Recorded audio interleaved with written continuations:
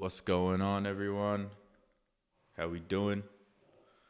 For those who are tuning in for the first time, I've started a series where we are vibe coding until we hit 100K. Now, within the series, we aim to do 12 startups in 12 months. And at the very start, we actually launched our first app, which was the ore miner. For those who don't know, it is a crypto trading bot. Now we're on our second app where we are building Sway, which is a prediction markets swipe tool. More on that later. Feel free to ask me questions along the way.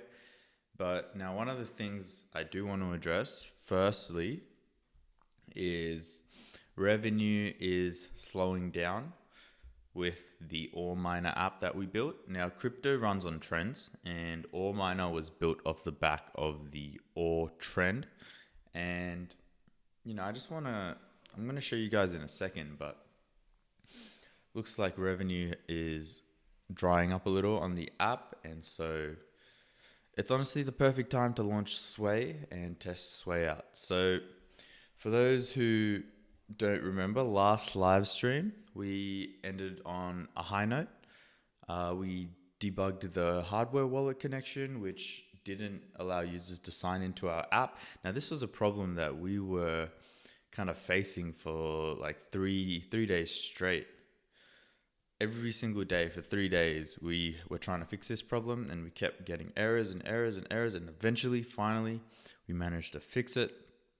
Now, this has come with a plethora of other problems. And what I mean by this is, now that it's functional on the mobile devices, I've sent it out to some friends and family, and they've tested it. And already they're telling me the app isn't even usable. So this is where I've noticed our first big mistake, which is all our testing and development has been on through the computer. We have done like practically zero testing on the mobile device, and that is essentially why it hasn't been working. So today I want to focus on just testing the app through the mobile devices, and I found a way to share my screen through to you guys, so you'll be able to see my mobile device screen, and yeah, we can kind of just nitpick at the problems that are occurring and work through it one by one. So without further ado, let's get into it, man. Happy New Year, by the way, everyone.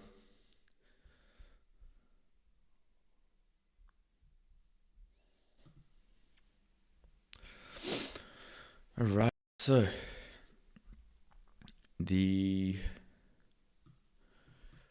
if we were to refresh this, so where to refresh just this one?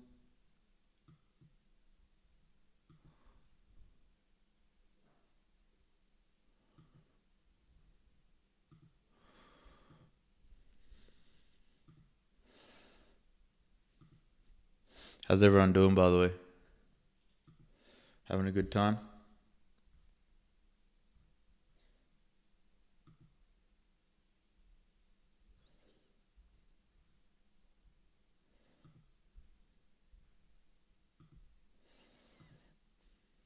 Okay. Reach my credit limit.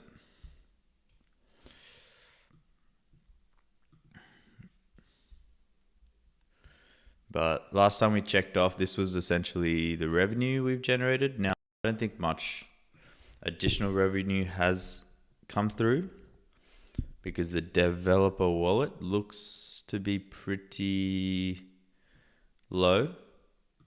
It was at about 0.3 when we last checked it, so now it's at 0.34. It's quite minuscule. So yeah, things seem to be drying up. All right, let's play some music and get into it.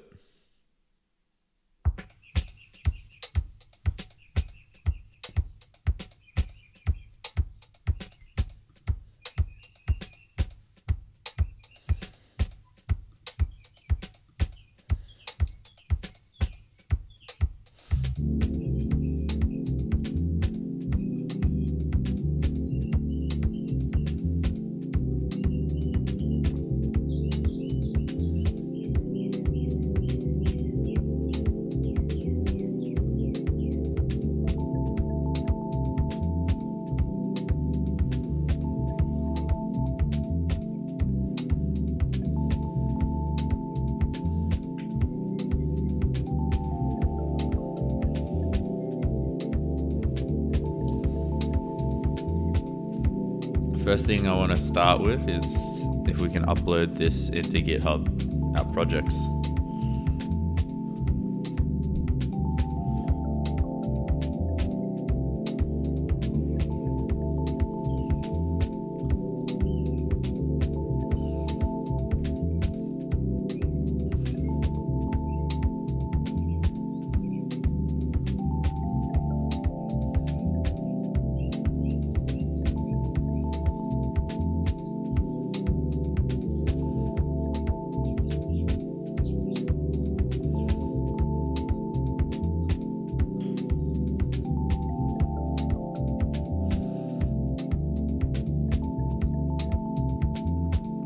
Let's start with Sway.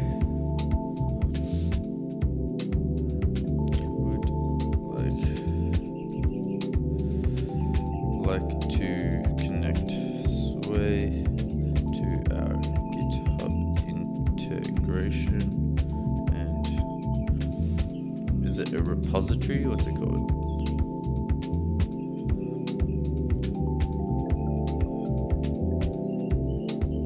I think it's repository, right? Contains the project files and version history.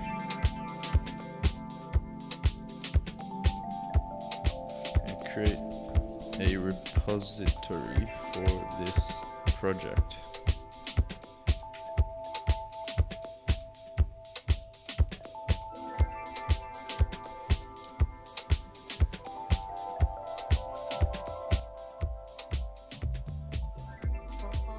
Yo, this is Vibey. Vibey beats. Okay, continue with connection.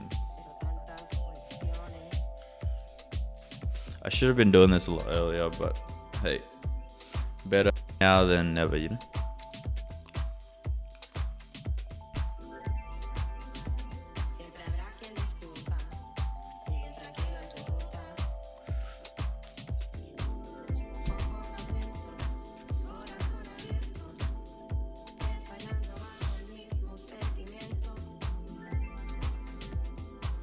That's Spanish. The GitHub integration is connected. Now let me create a helper to use it and then create a repository for Sway. Amazing. So this should essentially let me use Sway through other Vibecoding applications, right?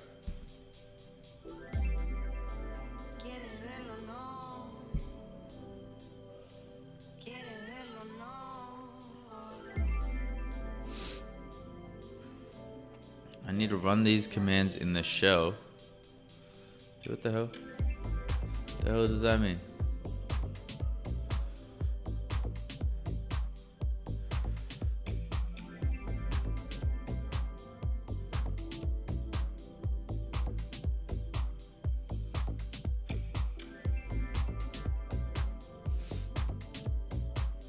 How do I run a command in a shell for GitHub?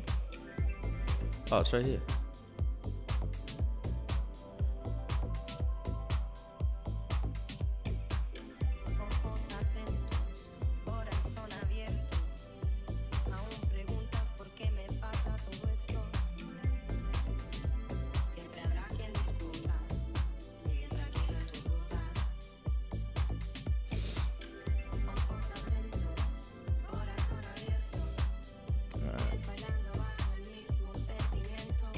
Assuming I'm doing this on my laptop.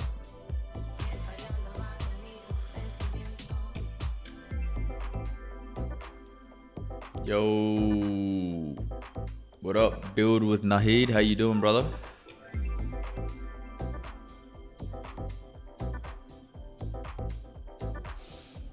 Sweet.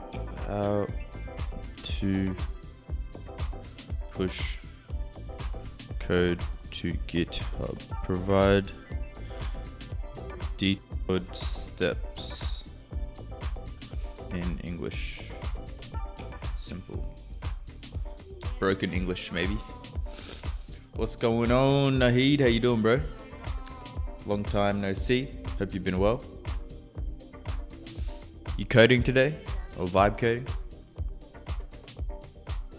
Man, I did the Claude code course yesterday. Damn, man, blew my mind. I'm definitely gonna be switching soon. It's kind of why I'm setting up the GitHub right now.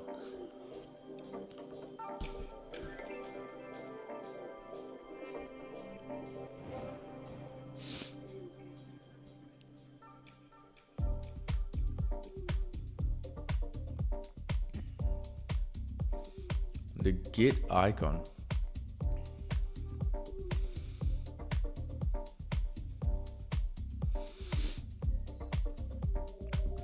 I don't see that option right now.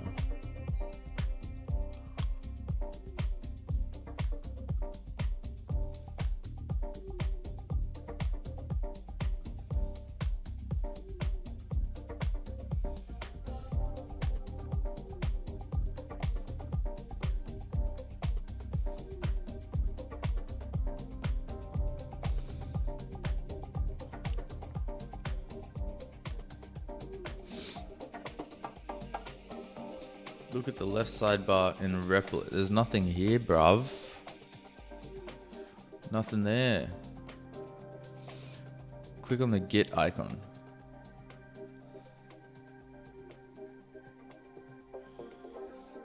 The tools panel at the bottom.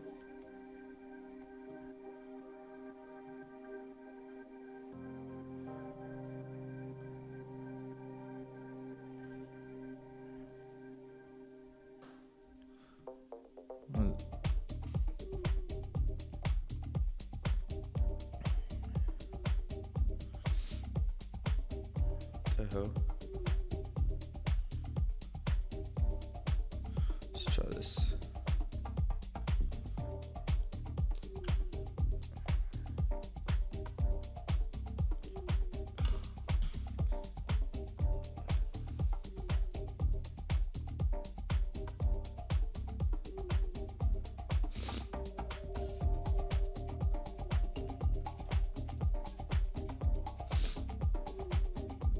Okay, we've got shell here.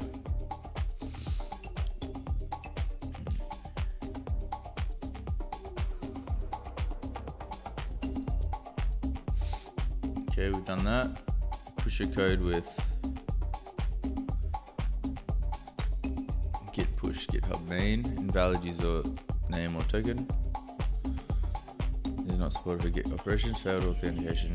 You can get an error saying the remote already exists, use this instead.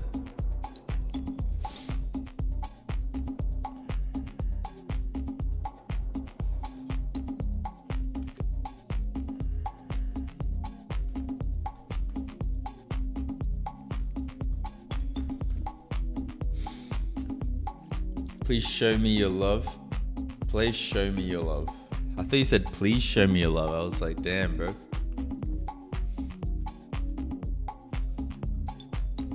Who's the buy?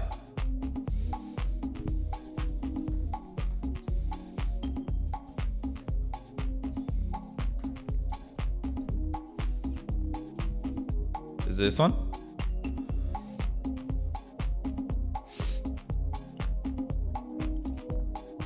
Which one is it?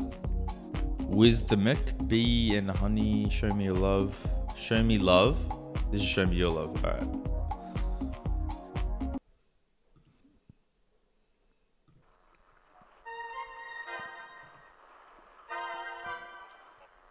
I see the here's how to fix it. Look at the sidebar in Replit. Click the Git icon. It looks like a branch symbol. There is no Git icon, man. Alright, here. God damn it, that was annoying.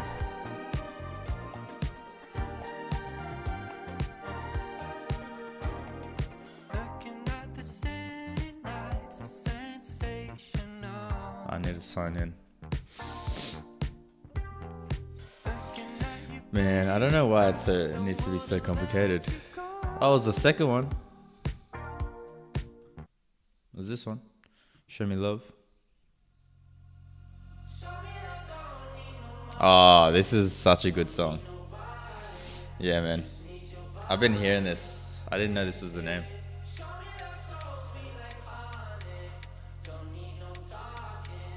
Banger. Hits so hard.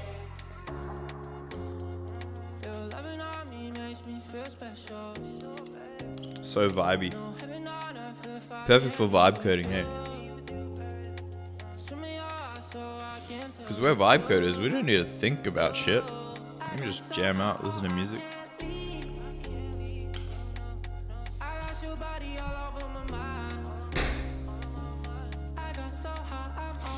A new window should have opened for Git. Oh.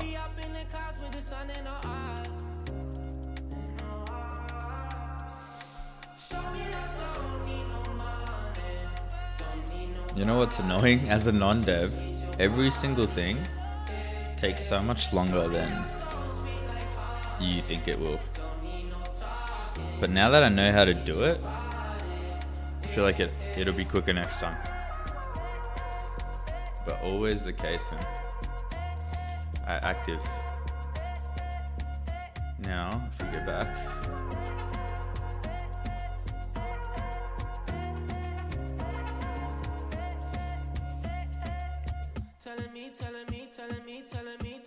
Telling me you feel fine.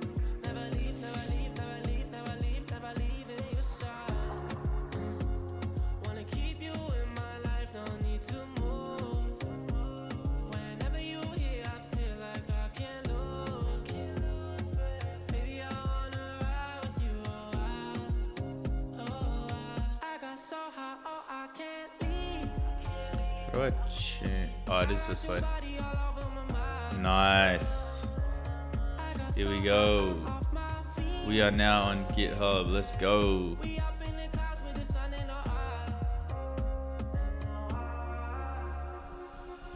Alright, now let's also push. Let's also push all minor.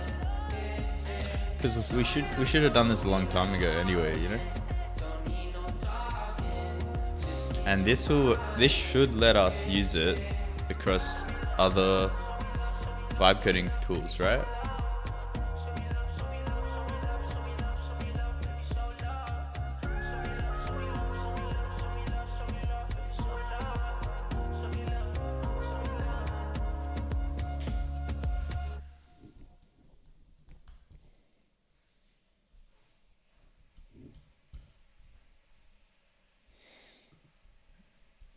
So now if we go to Git here,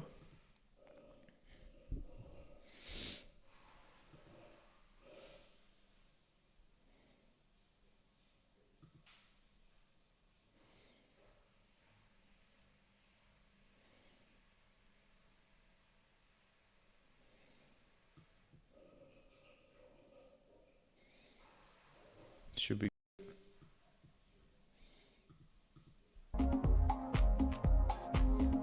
Ooh. This is vibey. GitHub's so complicated, I know, right? Like, why they gotta make it so complicated, man? Can they make it a little bit more non-developer friendly? It's like they're trying to scare us marketers out the way, so all the devs can hang out together.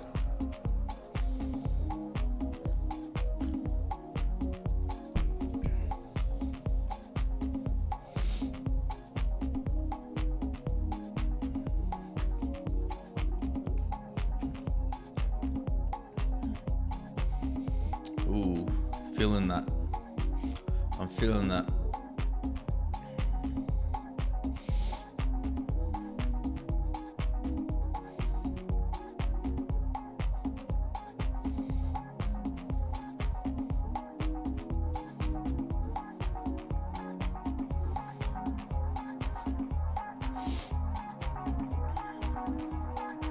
For those who are wondering, haven't seen the developer dashboard in a while. This is currently where we're at, 648 total users.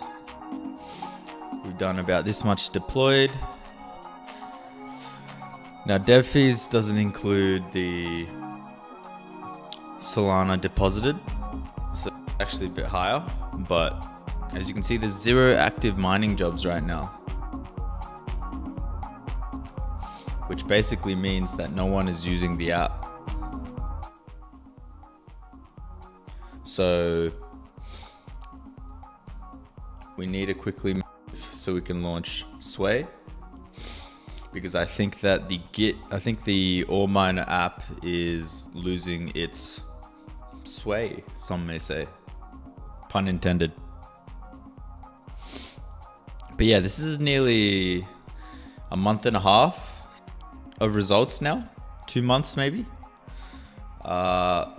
We're about 20 days away from 2 months. So it's about a month and a half of results. In what would I say, like 45 days, 648 users. We've done nearly $600,000 in trading volume.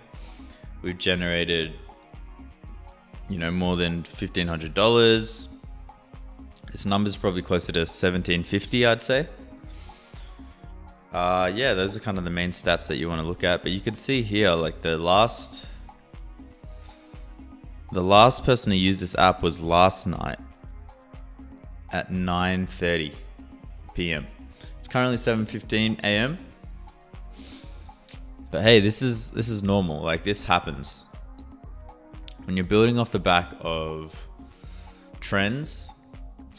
Your app lasts as long as your trend. All right, we've got all our stuff here.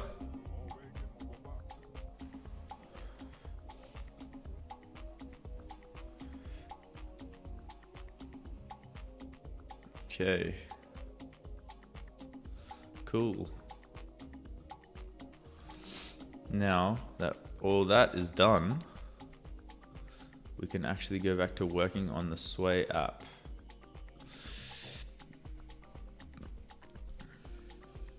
So basically today I kind of just want to do some testing and debugging, because the Sway app doesn't even work on mobile properly. So you should be able to see the mobile device on screen right now. It's just on the left hand side, and now you'll be able to watch me live while I test things out. Now the quality isn't amazing, but I feel like it's good enough to gauge what's going on.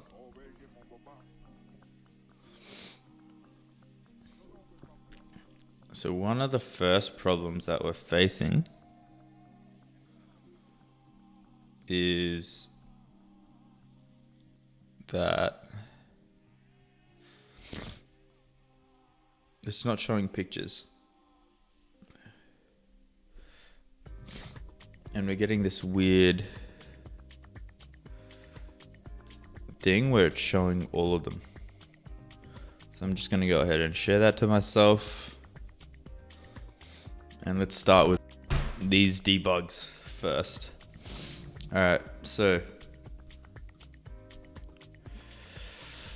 actually, on another note, we just received our production ready API. So let's also connect that. I'm just gonna switch to my face for a second.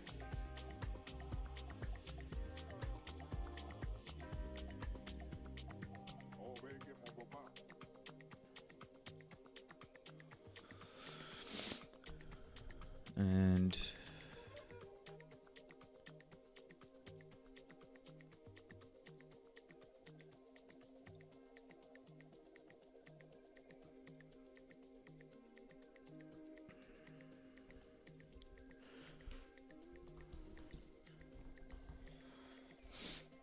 can't show you this production API key because it was very hard to get.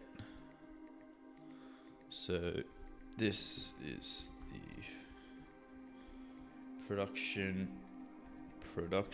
ready API key, ELA476. I'm just kidding.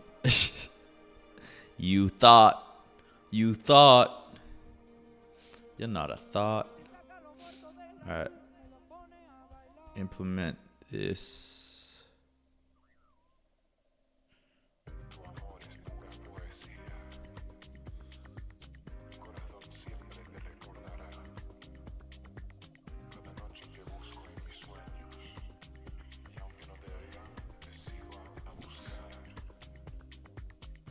Probably need to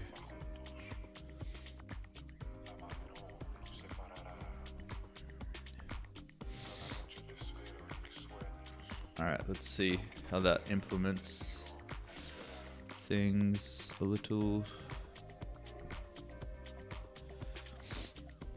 Okay.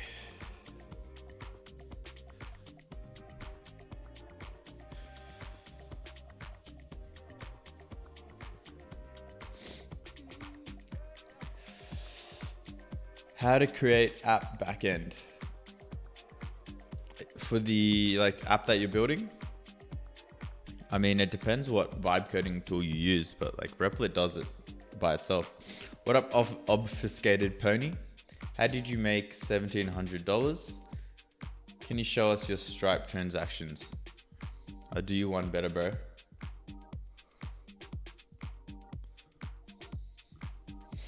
This is the developer wallet.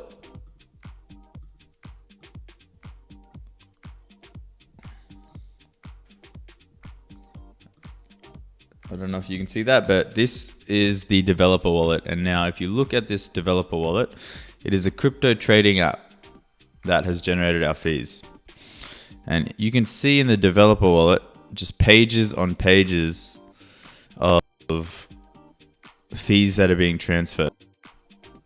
Now this can go back like a few hundred pages.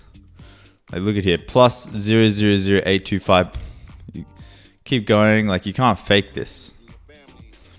Plus 0.000825. And then on top of that, and so this is for the ore miner app, by the way. And a lot of the chat already knows this, is they've been following along on the live streams. But for the ore miner app that we built,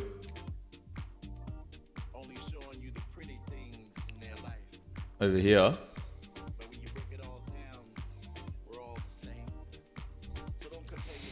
if you rewinded the live stream literally 30 seconds before you joined, I was just explaining it, but let me give you a quick debrief. So this is the ore miner app. It's got 289 followers, and it went viral at one point over here because the co-founder of Solana, Tolly, retweeted it. He's got nearly 700,000 followers. Put this down a little bit. So yeah, the app blew up after that. You can kind of see here, I documented the effect that his tweet had on my application. 27th of November 2025. You can see the growth that it had. I'm not sure how familiar you are with crypto, but it had a pretty crazy impact on my app. Now, this is the developer dashboard that I've created, and this helps me understand what sort of parts of the app people are using and what to focus on. And the developer dashboard, if it wants to load, kind of shows you everything. The key important things to look at is here, 648 total users. Right now we've got 0 active mining jobs, but this has been as high as 20. So it really varies. And these are our kind of developer fees. However, this does not actually include the withdrawal fee that we have. This only includes the transaction fee. We have a 0.25% transaction fee as well as a 0.1% withdrawal fee. Now this is the total Solana that has been deployed. Now, if you're not familiar with crypto, if you were to convert Solana to dollars, it ends up being around $630,000. And now I don't make that amount of money. What's actually happening is that's the amount of money that is going through my app. People are using that money inside of my app, and that's adds up to about $600,000 plus. Now, of that $600,000, I get a small, tiny little transaction fee of 0.25%, and that is what you see in the developer fees. What's the value proposition of your app? So essentially, there is a protocol called Ore Supply, and this protocol has been blowing up on crypto, where you can basically pick tiles, and if you pick the right tile, all of the losing tiles, all the money that was put on the losing tiles gets shared with the winners of the winning tile.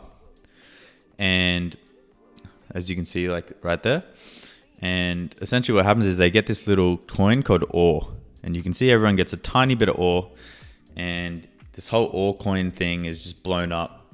And what's annoying about this is it's annoying to have to manually come in and like select the tiles and, you know, click on things. And so what OreMiner does is it automates the entire process, where it lets you click on the tiles automatically. It also has all these different kind of strategies, like target low competition tiles. So it picks tiles that are low competition.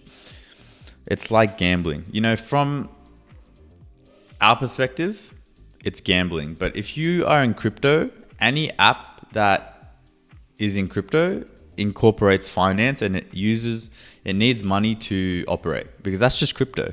You can't use something on crypto without using crypto, right? Like that's the whole point of crypto. So, you know, from our perspective, it's like, oh, it's just gambling. But, you know, from my perspective, as someone who has over 10 years of experience in crypto, I look at this app and I'm like, okay, well, it's just another crypto app, because every single app in crypto requires you to use money in some shape or form.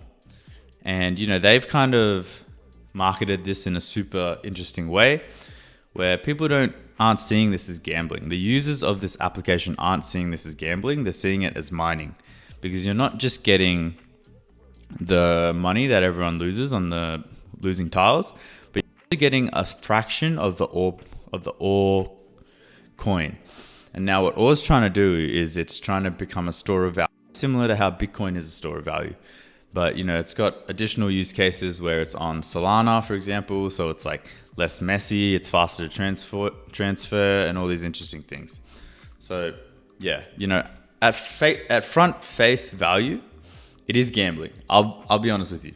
Yes, it's gambling, but in a crypto world, and if you are a crypto degen like me and a lot of my peers, this app, there's more gambling intensive apps out there. Let's just say that.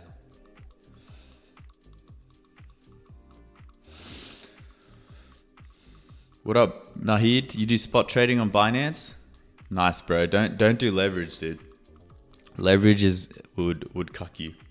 So the permissions that we get is, like, if you create an account on OreMiner, we're not using your wallet.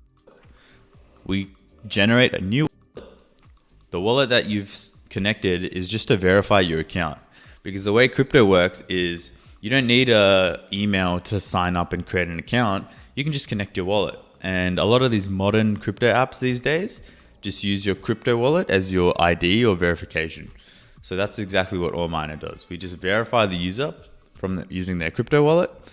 That's how you can see right now I'm able to access the developer dashboard, is because the wallet that I have here is the developer wallet. And that's essentially how it rolls. If I was to connect a new wallet, it would show me a different profile with, you know, different options, etc.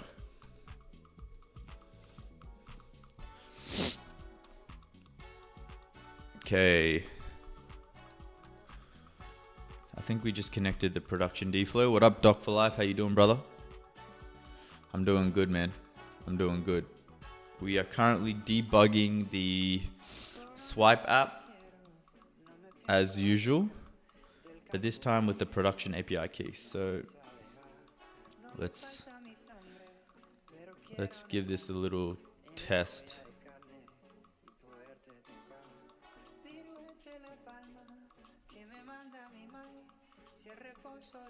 All right, the app is running.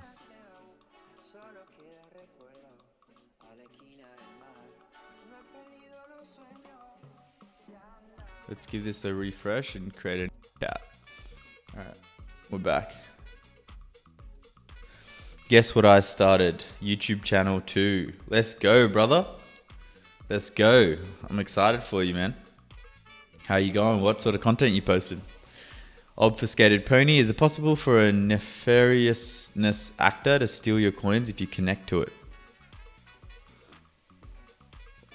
Now, this is one of the biggest challenges when you're building crypto apps. So what I recommend is using Privy.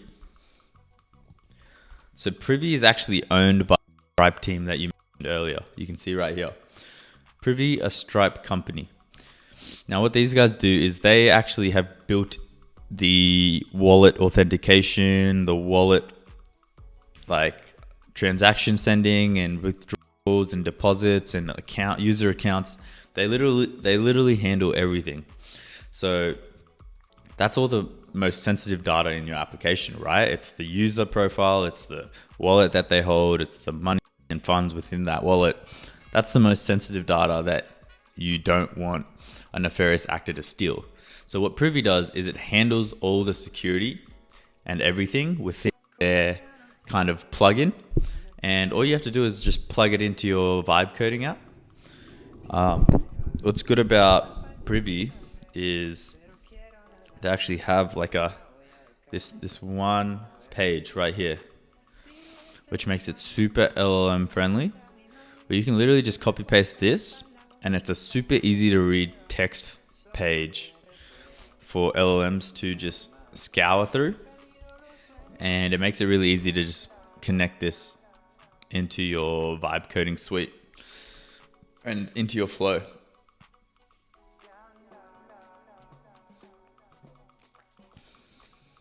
So there's a middleman, so there's a level of trust. Yes. You want to utilize Privy. I'm sure there's others out there, but Privy is really good because I think they're one of the biggest, and they are free for the first 150 users. So it's really good for testing your app and seeing if it's even going to work before fully committing and paying for their subscription service.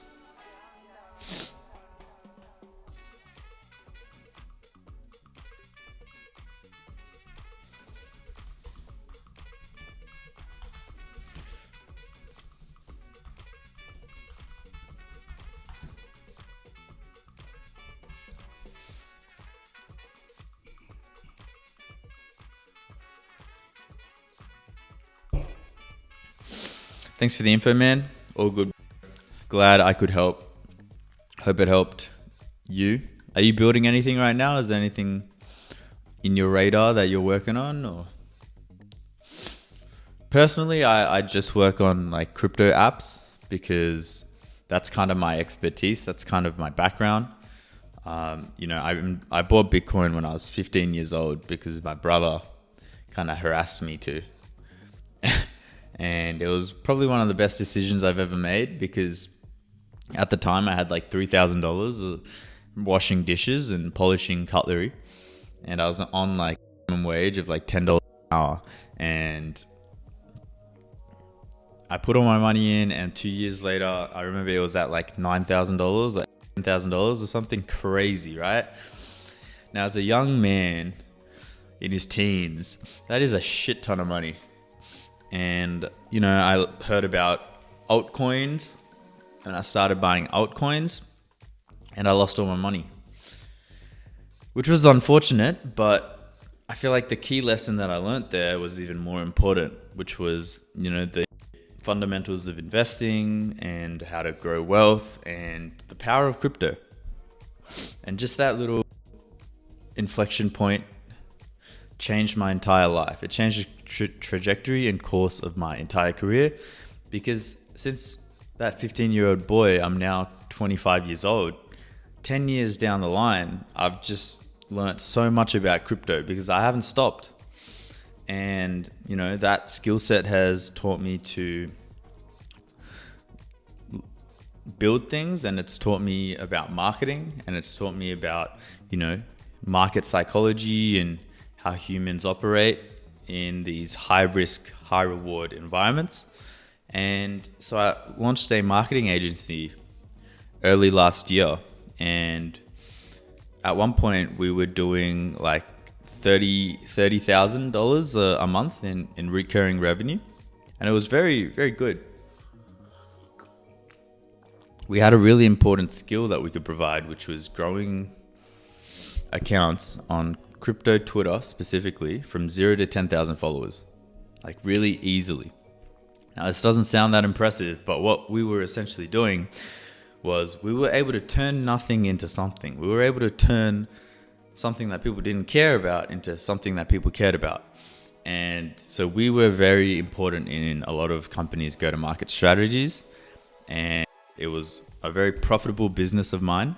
But with some of that money, I ended up traveling the world and we explored things like Dubai. We went into all sorts of things like that. And I met another guy, and he was the CMO of one of the largest crypto marketing firms, right? And he's this huge guy. And so me owning my own little marketing firm that's doing like 30,000 a month, I was like, damn, I need to talk to this guy. This guy's marketing agency is doing like $2.5 million a month in recurring revenue.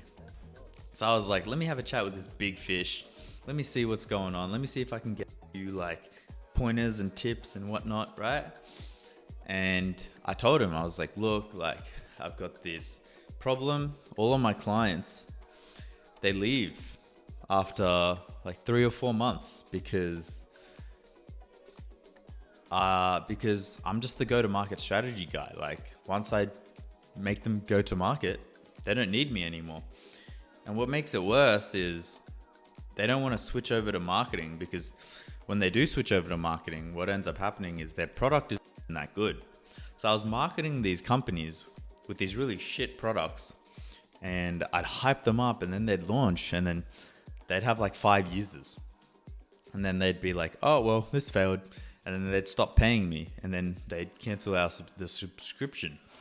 And I told him this, and he was like, wait, your clients last 4 months?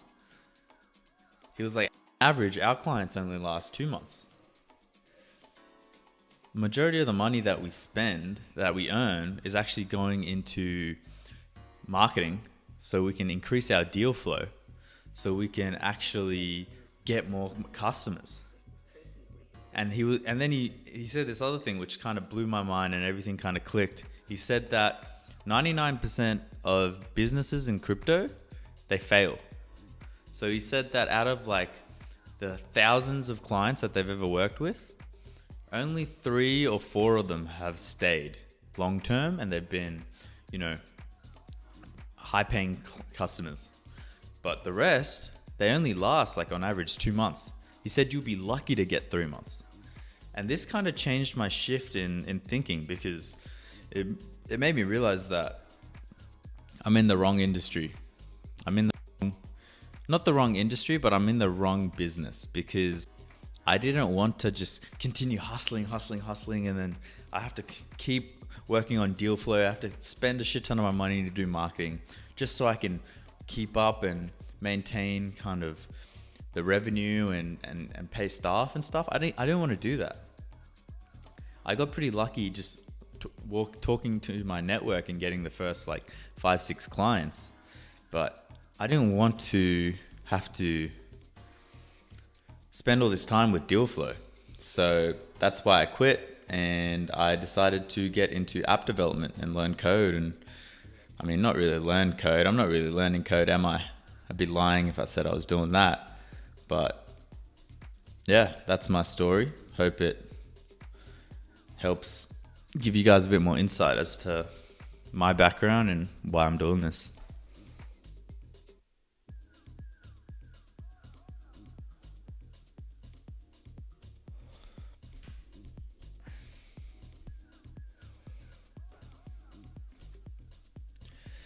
The title is not showing correctly, and the market option is not showing correctly either.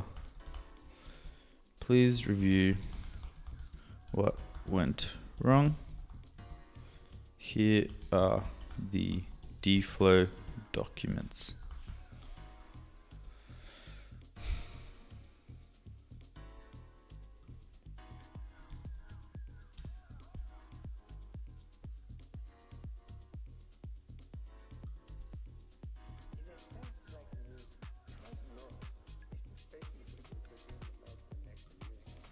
For market discovery.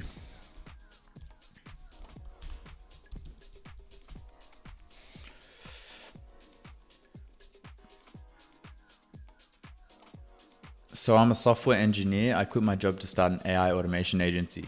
Yo, respect, man. I respect it. Any success in the area? Doc for life. Privy is getting free promotion. They need to pay you for promotion. Man, I know. They actually do. I like keep preaching these guys. 30K a month, holy shit. Where can I get ideas? Can build apps and web apps. Only thing is, I'm not getting any ideas. Yo, Julius, what sort of niche are you in? What sort of industry? Because for me, it's crypto, right? So what I would say is you need to do research on like what your interests are, and you need to find out where the money is going. Now, with crypto, it's really simple because everything's money related. So I just go to this platform called DeFi Llama, and I scroll down, and here I'm able to see all the highest revenue generators in crypto. Now, this is a really, really important statistic because I'm able to see what is making money and what isn't making money. And I can just build on top of these.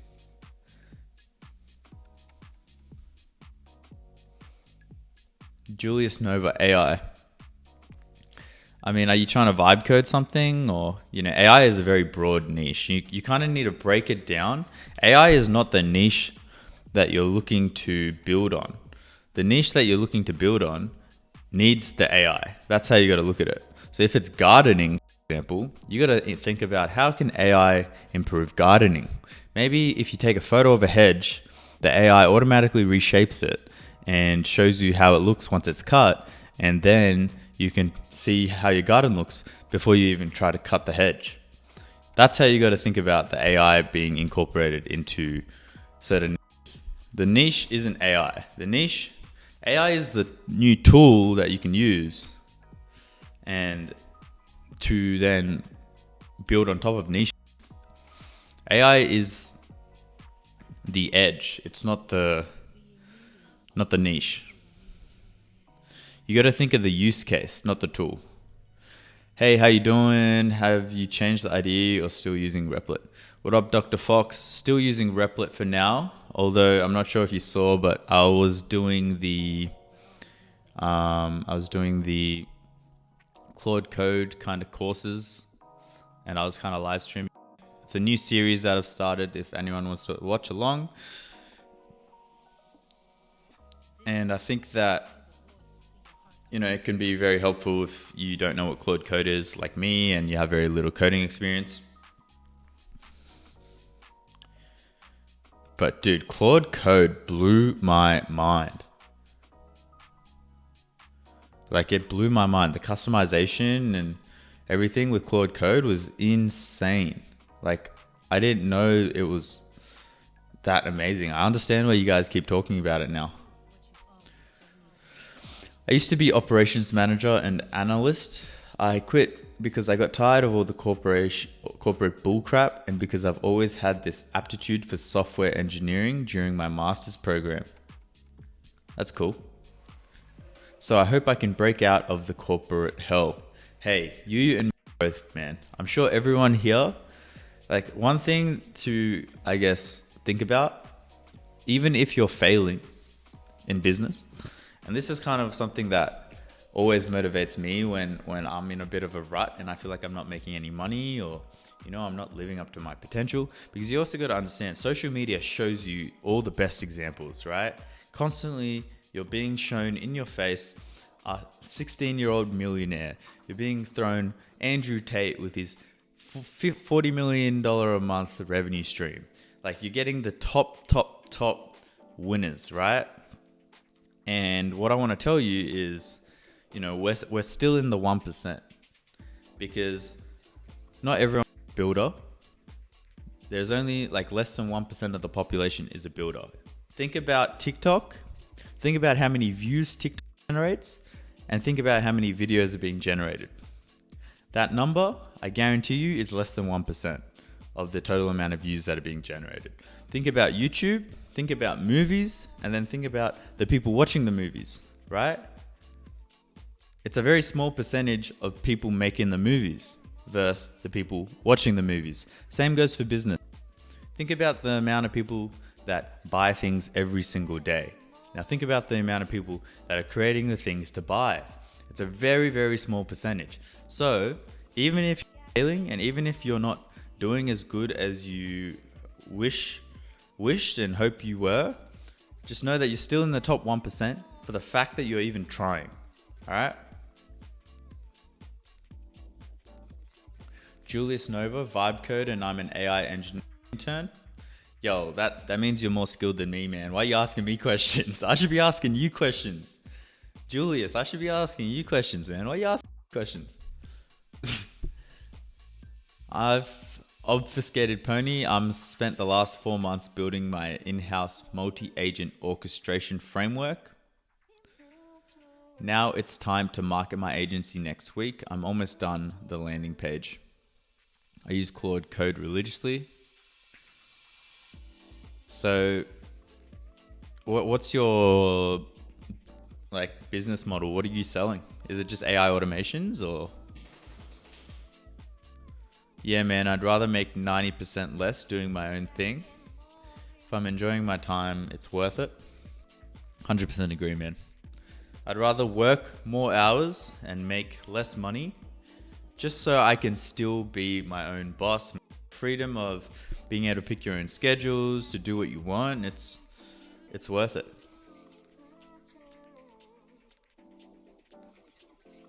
What up, Dr. Fox? What up, buddy? Putting my app idea together. Claude code I think is good, but I think I am heading with their competition. What's Claude code's competition, Dr. Fox? I can't wait for your marketing advice, mate. Keep it up. Appreciate you, brother. Kudos for the encouragement. Mad respect. Appreciate you, brother. Hey, it's a tough world out here for us entrepreneurs, and we need to stick together and help each other out. Got a new production key. You leaked it.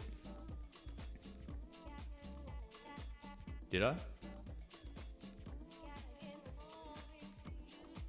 The app now fetches 22639 clean markets with understandable titles like, will the Orlando Pro Basketball team win at least 45 times this season?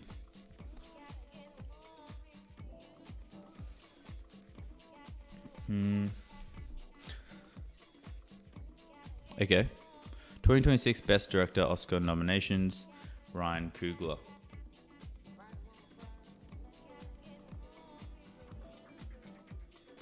Oscar nominations. Best Director, Oscar nominations. Okay, so if we were to place a bet on this.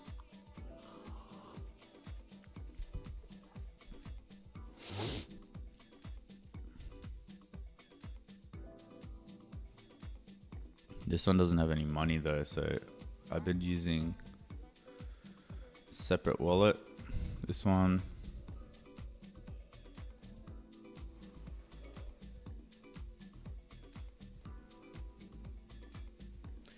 Codex is pretty good at debugging. I am looking into a way to stretch limits. I'll keep you posted. I've been hearing a lot about Codex, man. I've been hearing a lot about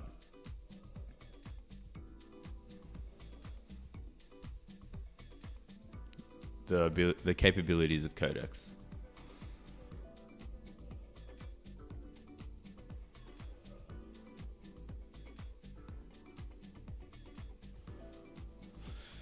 Off the rip, could not log in with wallet.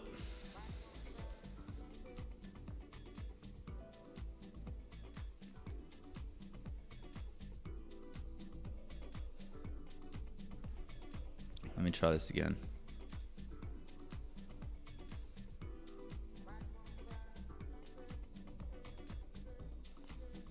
sending the sign-in message.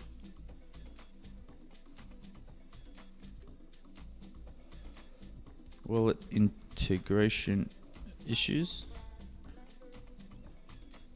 Could not log in with wallet. Sending the sign-in confirmation message. Upon approving, I get this error.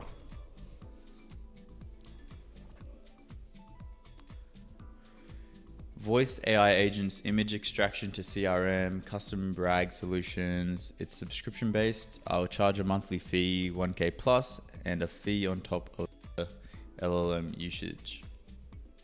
Yeah, cool. How are you planning on marketing it, bro?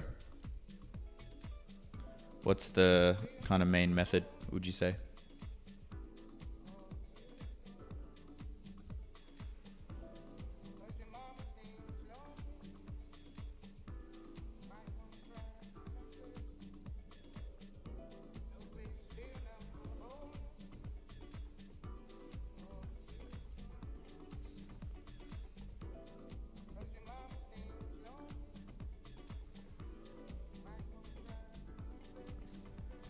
I've already done this, bro. Oh, man. This is so annoying.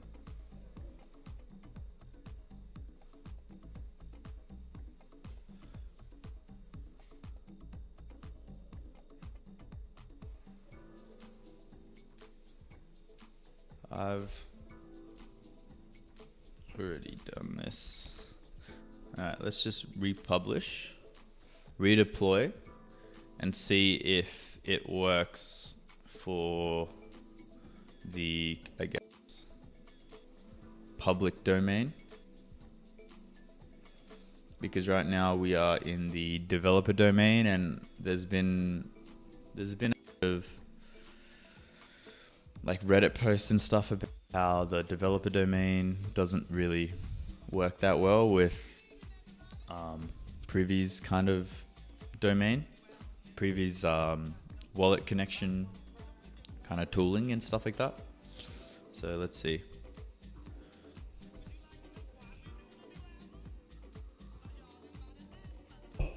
Bit hot in here. I'm going to turn the aircon on.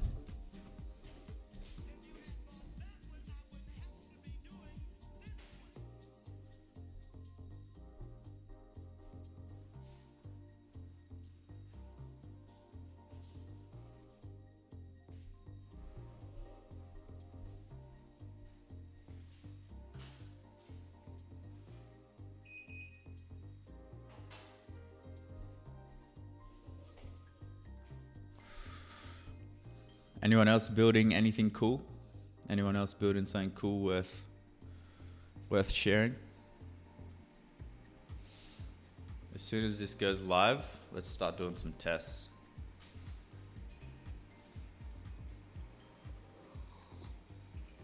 I wonder why, like, we left the app on a high note. So I wonder why there are errors. It's almost like every time you work on building something, there's always like a new error that pops up. Like Replit fixes something, but while they're fixing something, they break something else.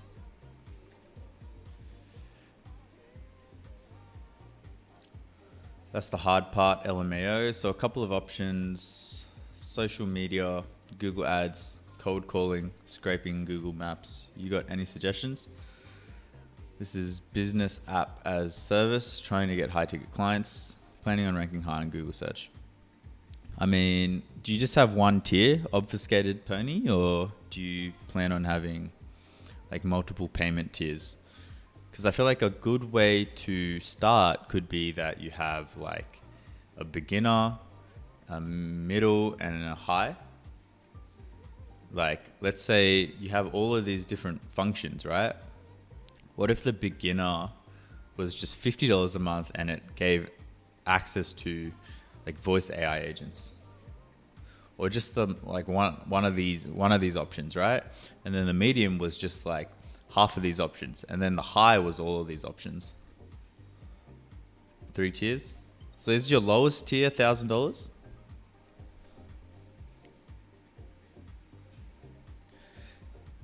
How much testing have you done with like other clients and other users and stuff like that?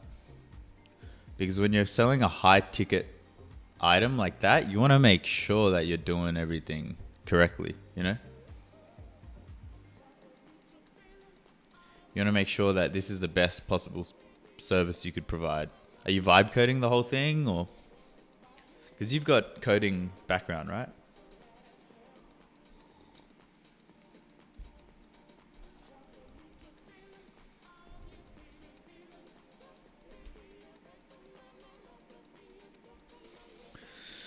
Deploy the website. The solution is tailored to the client's needs.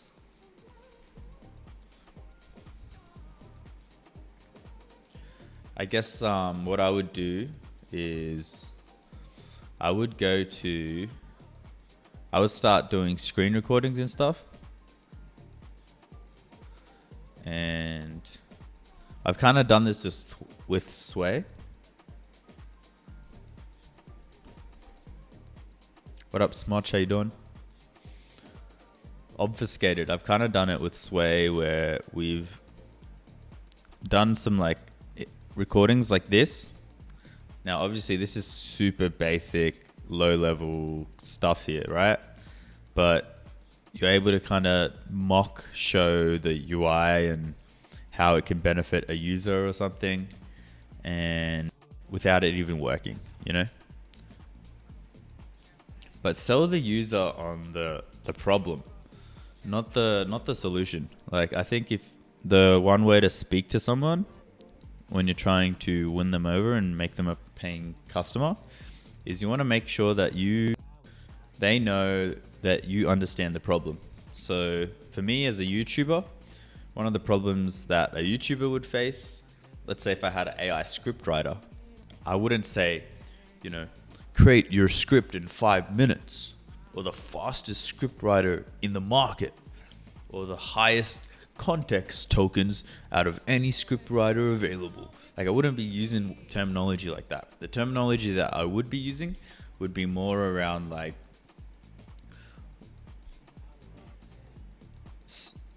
are you spending 5 hours planning your videos? Or maybe it would be like, reduce the planning time of your videos by 2 hours on average, or some shit like that. Like, you want the pain. You want to make sure that you're addressing the pain, not the solution. So it'd be like, you know, your afternoons are now free, or some shit like that. You know, like, obviously this is the most basic messaging that I'm thinking of right now off the top of my head, but you get the gist, right? You get what I'm saying. When do you reckon you'll be live? Like, I understand the architecture, design, patterns. I just prompt it in the right direction. Yeah, nice. All right, so the website is published. Now let's test it on the mobile device. So for those wondering, this is the Seeker device that we are holding right now. And I just realized I'm not sharing screen. I don't think you can send images in chat. Can everyone see that? My chat's in the way. Let me move it.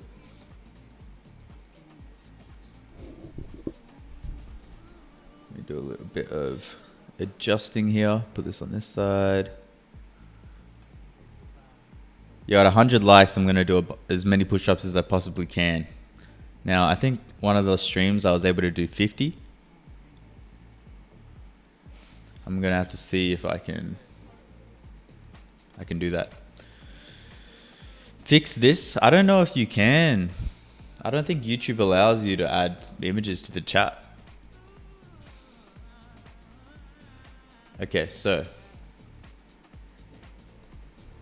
we've got everything looking good.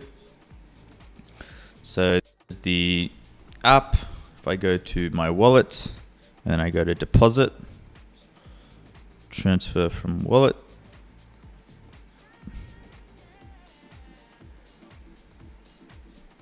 Let's add like barely anything, 0.01.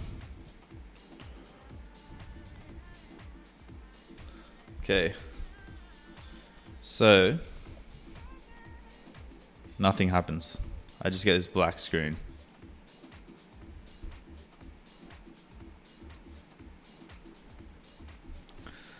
When connecting wallet and transferring funds on my mobile device, I am faced with a black screen.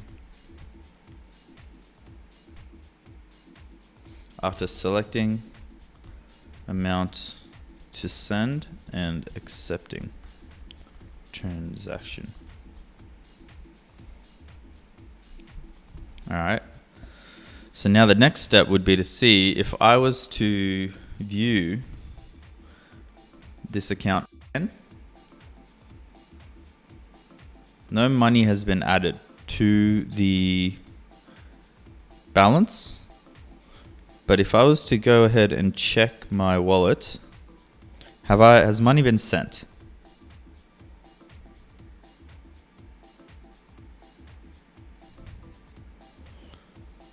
Now I need to see activity.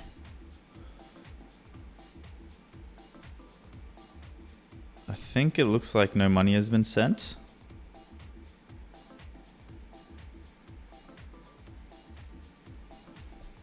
Okay.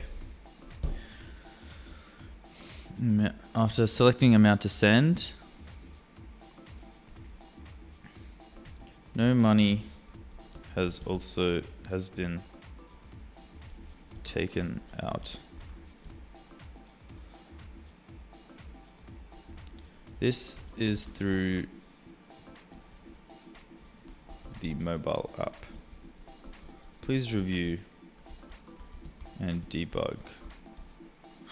Let's see what's going on. Are you able to see my links? No, I am not. Links, I think, get auto cancelled or something. Auto banned. I'm not entirely sure. Closing in on an hour. That went quick. I feel like we've barely done anything.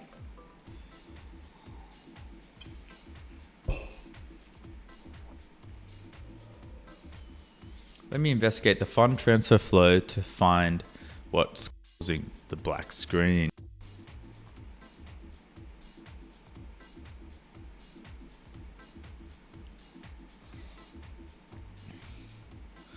So if I was to actually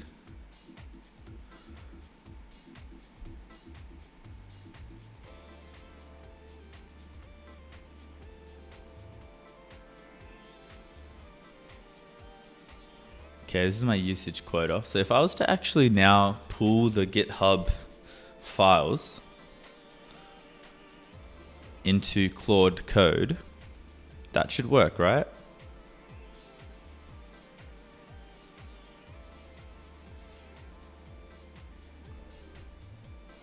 Let's see.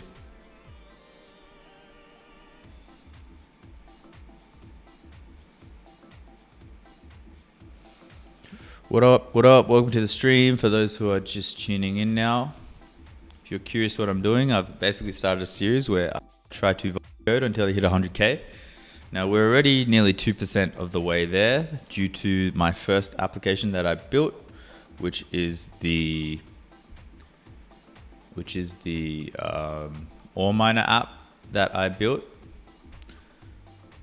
Now, for those who aren't familiar, it's basically a crypto trading bot in its simplest form, and it has generated over 600 new users and $600,000 in trading volume. Now, I don't make all that money. I make a tiny little percentage.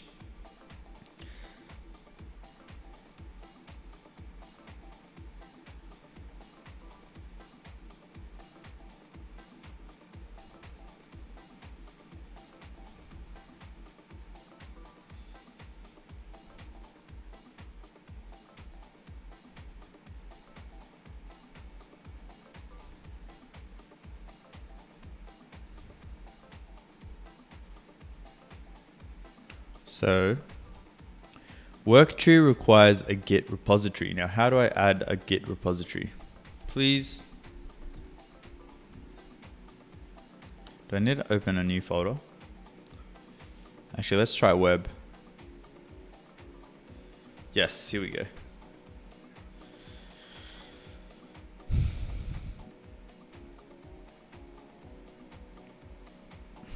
Okay, this will work now, thankfully.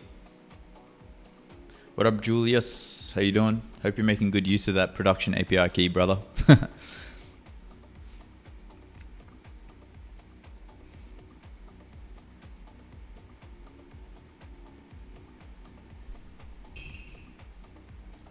Merry Christmas.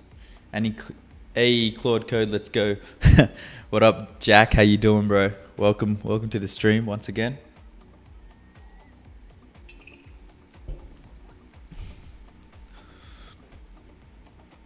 What best describes your work?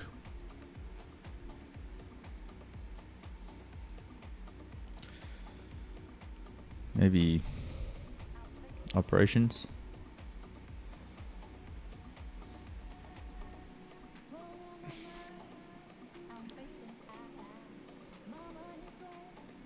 Now let's redirect, connect to repositories.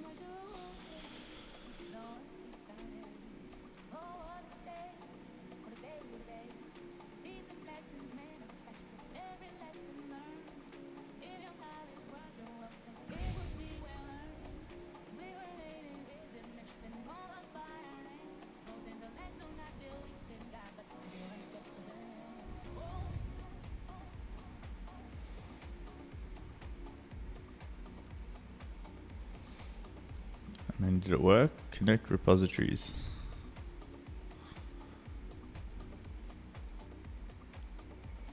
There we go. For some reason, let me pick save. Okay. I did that, man.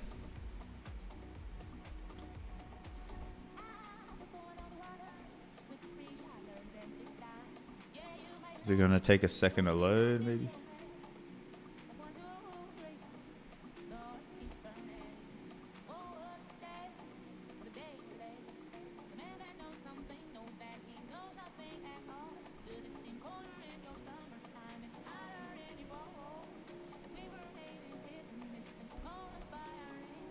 All right, let's try this.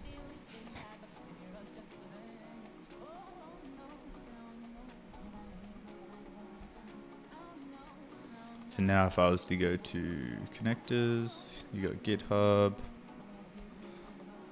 go to projects, artifacts. These are cool. PRD to prototype. Code.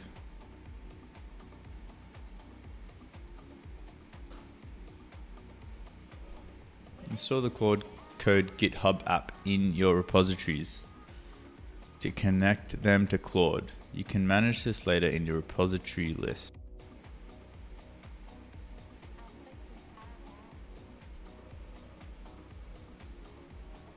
What if I just did all?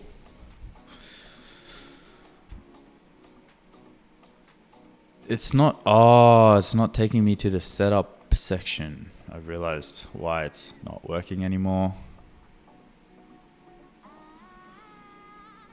Because when I go to save, it doesn't take me there. Alright, let's try this. All miner. Sway. Save. This setup page. Press the setup page. It's not working.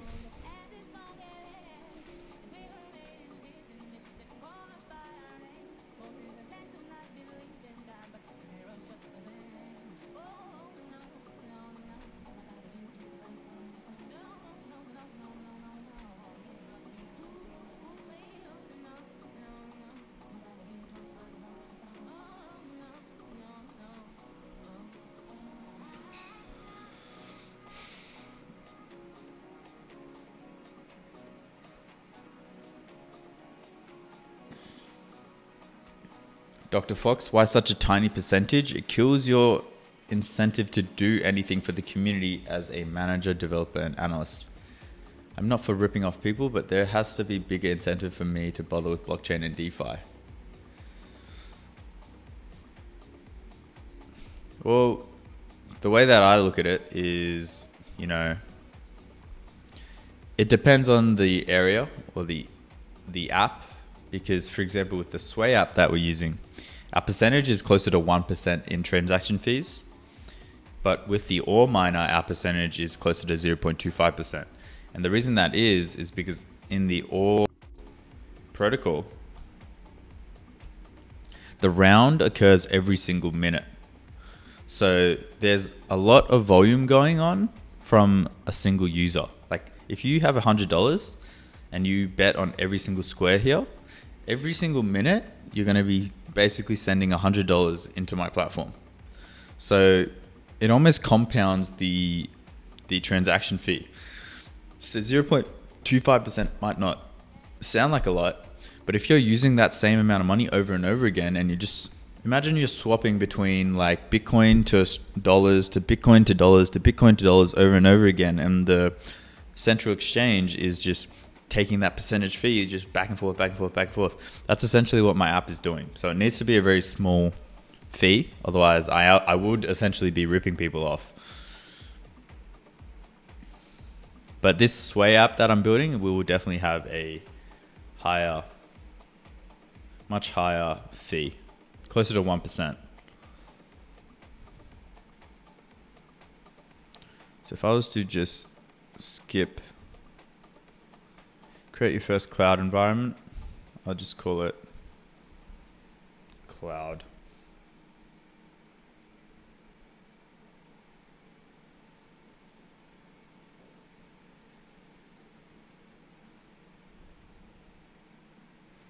Which one do you guys use for this? Maybe I'll just do trusted. I can switch it later, right?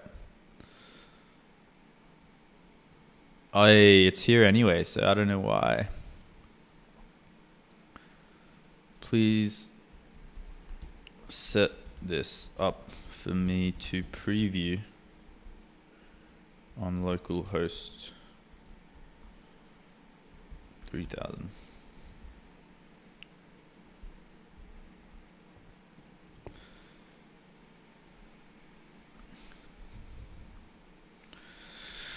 All right. Where to fix detect mobile devices and bypass previous fund wallet flow.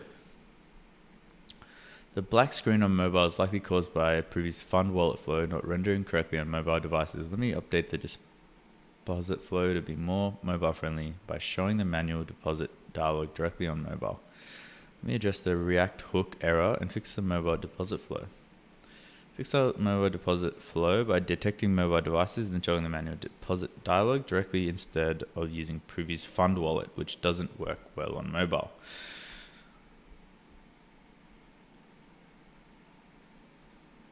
I don't want to do that. I don't want a manual. We don't want a manual deposit function. We want to use previous wallet deposit function. Please review preview docs and understand why it is not working for mobile. We may need to switch to Claude because Replit is honestly doing my head in when it comes to working on these sorts of debugs. I feel like I'm going in circles, man, over and over again. It's hard to not get frustrated at these things. Where did I get my glasses? Bro, I just got them on Amazon, man. Do you like them? They're pretty cheap, $30. It's just blue light. Venezuela situation is crazy. What's happening in Venezuela? Well.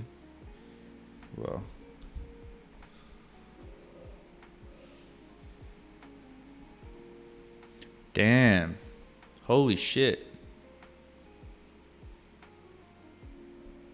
Trump says US is going to run Venezuela after captured President Maduro in what Caracas said was extreme, serious military aggression. God damn. What's going on there? Yo, bro, was last here a few days ago. What's changed? What up, Ash Gets Cash? How you doing? So right now, what we're doing is, you can see on the right-hand side, there's the black screen. It is actually connected to my mobile device, so you guys can actually see what's happening. And essentially what we're doing is we're just testing the app to make sure it works on mobile devices, because I've quickly realized that what I'm building on, you know, the computer isn't fully translating to the mobile device. So everything I kind of need to test through the mobile device and then see if it works. If it doesn't work, move it over to the computer and prompt Replit.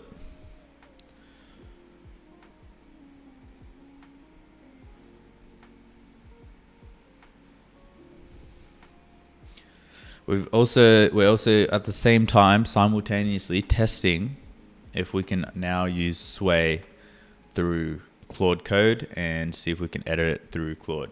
So yeah, doing quite a few things at once.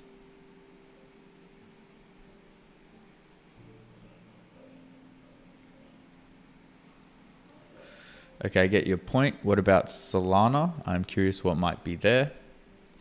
I mean, Solana is what my app is built on, right?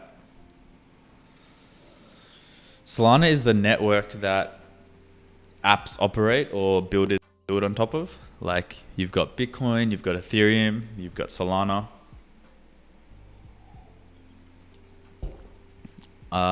Just as a rule of thumb, Ethereum is slow, expensive, but secure. When it comes to security, Ethereum wins. Solana, on the other hand, is fast, cheap.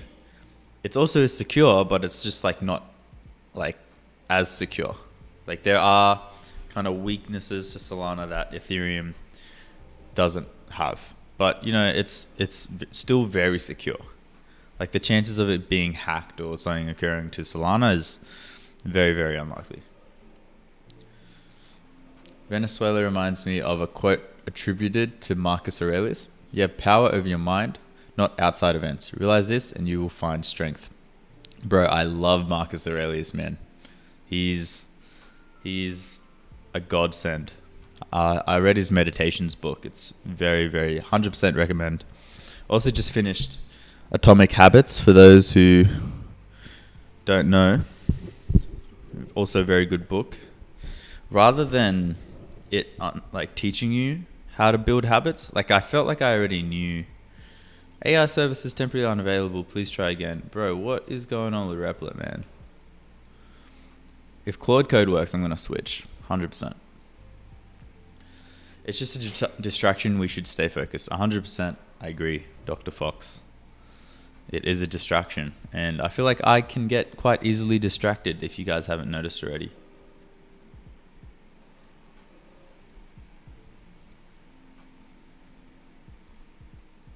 Let me start a new chat.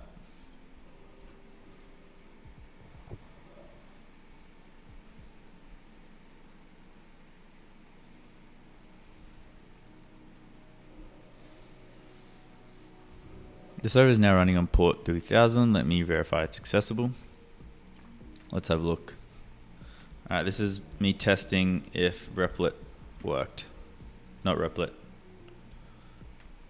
If Claude Code was successfully able to launch my Sway app.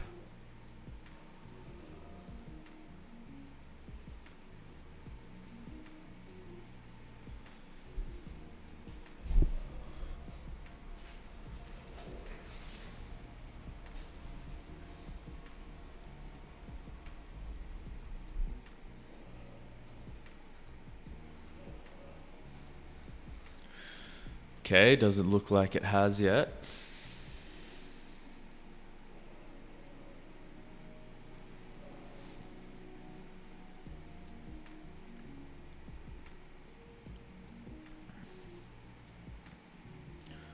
So it's having us search the preview docs again.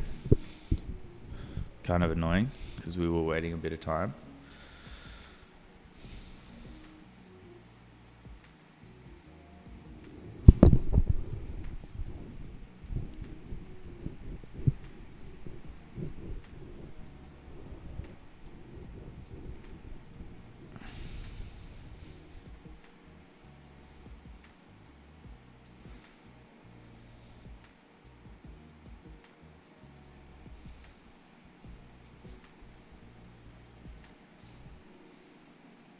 Oh. Create PR.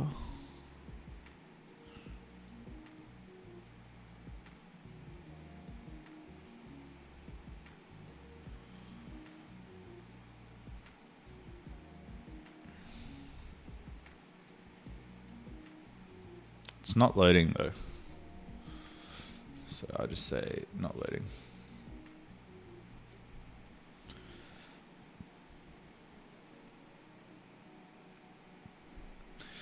Application not loading on localhost.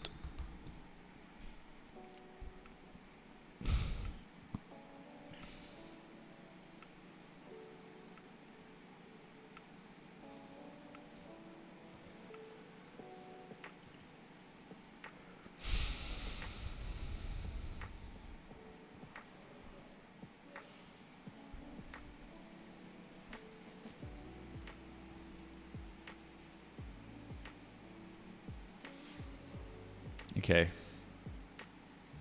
Now I understand the issue. Looking at the preview documentation, there are two key findings. The API signature is correct. It should be the cluster option doesn't match the TypeScript type. The type shows chain, not cluster. Important for mobile preview elements must be mounted to the funding modal to work. Let me check the current implementation and fix these.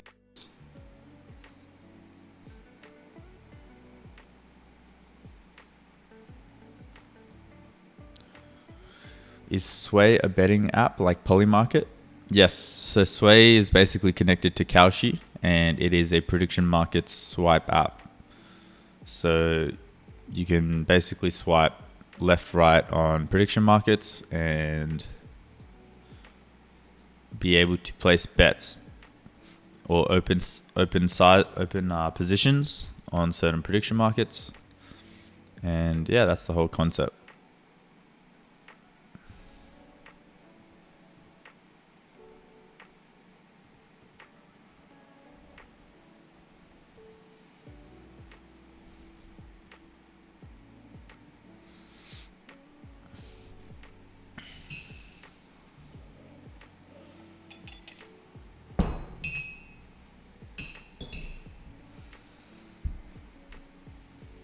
I got some tips. Where is the console output where you run the app? Give that to the AI.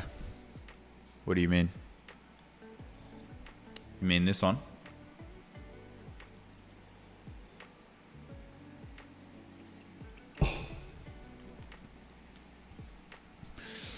The thing is, the console output doesn't show for the mobile device.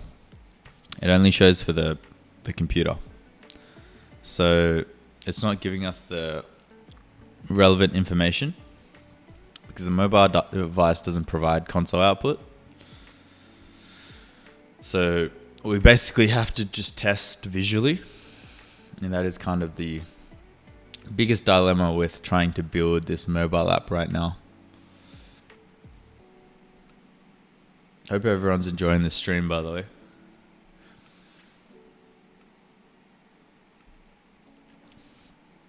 Yeah, me too, mate. Also, I'm currently rereading the Meditations by Marcus Aurelius, and yeah, I agree. He's godsend. That's the only reason I quoted him on the Venezuelan news. Dude, Marcus Aurelius is like, he's him, man. He was the main character.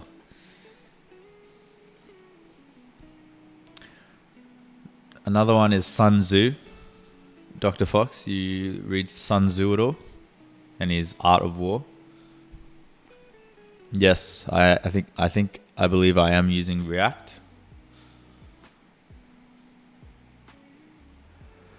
But we are testing it on the mobile device, which is the Seeker device.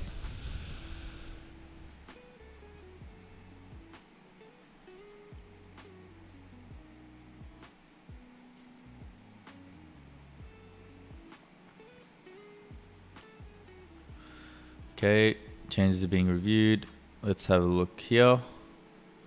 This is Claude code. For those wondering what we're doing, we're basically fixing bugs through Replit. And while Replit is taking its fat ass time, we're also connecting the GitHub to Claude Code, and we're seeing if we can transfer all our kind of information over to Claude Code.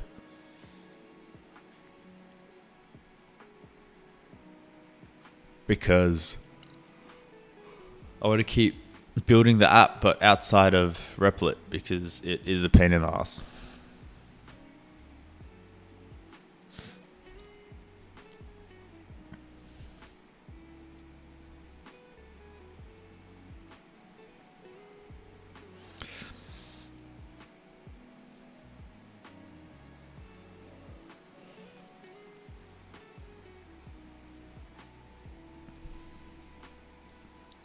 Does anyone know what 75 hard is, by the way? It's the fitness challenge where you have to do like an indoor workout, an outdoor workout, read 10 pages, and stick to a strict diet for 75 days. I'm thinking of doing it. It would be like a gym session, a run, live streaming every day, reading before you go to bed. The thing is, I'm already doing half of these things. So it might be a good... The hardest part for me is honestly the food.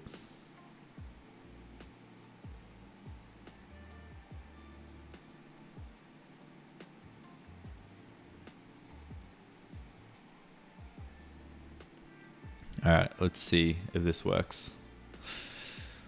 Redeploying the app is running.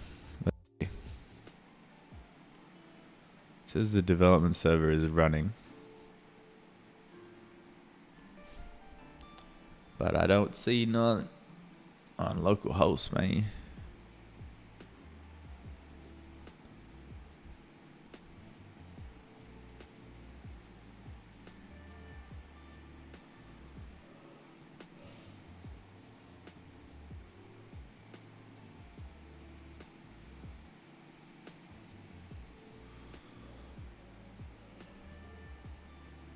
Just takes ages to load.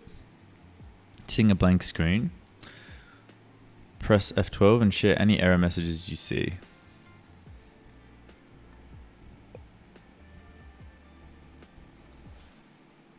F12 ain't giving me nothing.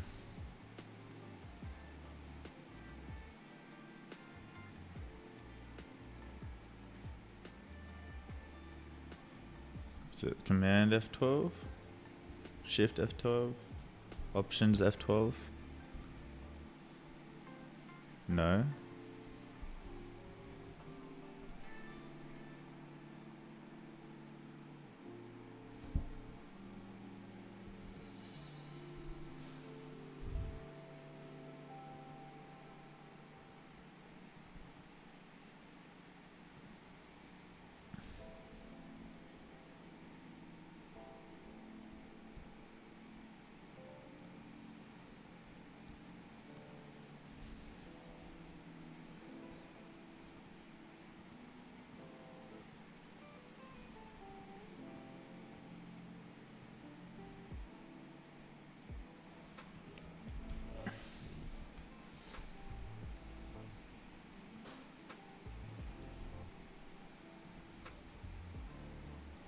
Still showing blank screen. Where can I go in inspect to help you understand what the issue may be?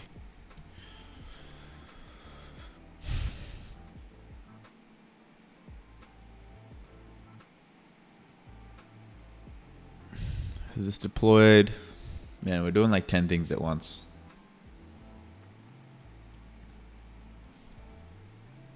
Ten things at once right now.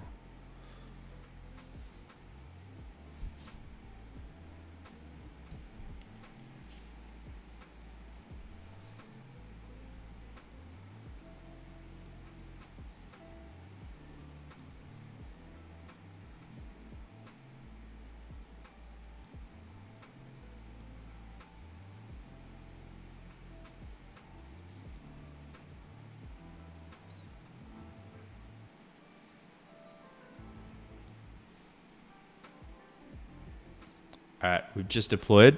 Let's go ahead and test this out. Well, going network tab. All right, well, that's going. Let's first do this. Opening the wallet. Refresh. Maybe even disconnect wallet and restart the app. I'll move my screen. You guys can see better. Okay, cool. So now we connect wallet.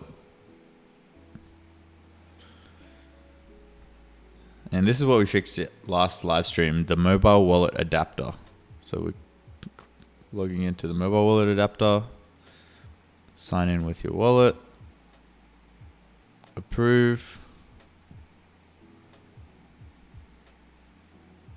Put in my password.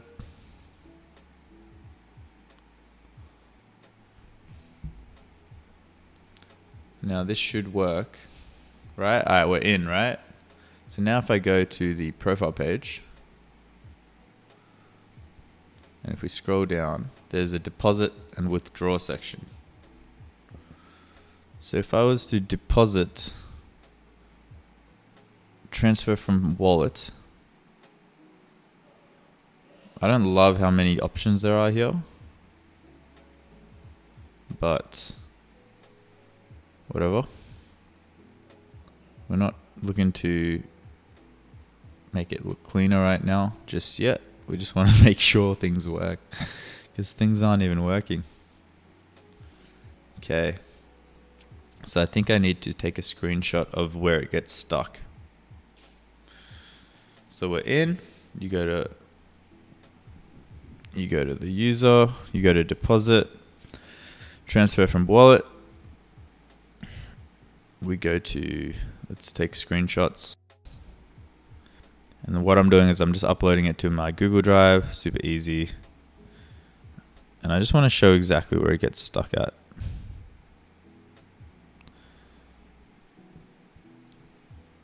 It's letting me add in the amount. I press continue, this is where it gets stuck.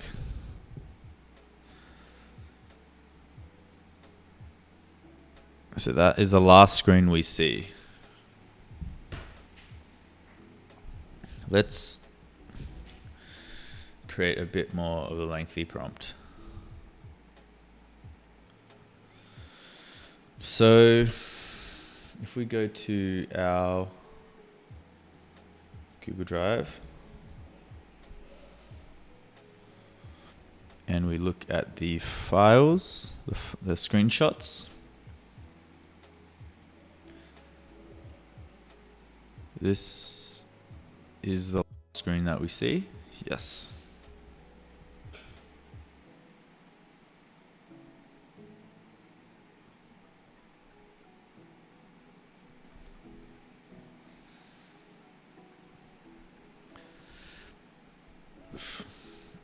Screen still goes black when trying to transfer funds. I'll tell you what, I'm going to try one more time through the Chrome browser rather than the app, just to confirm that it's the app that's it. Okay, so disconnect, now connect my wallet.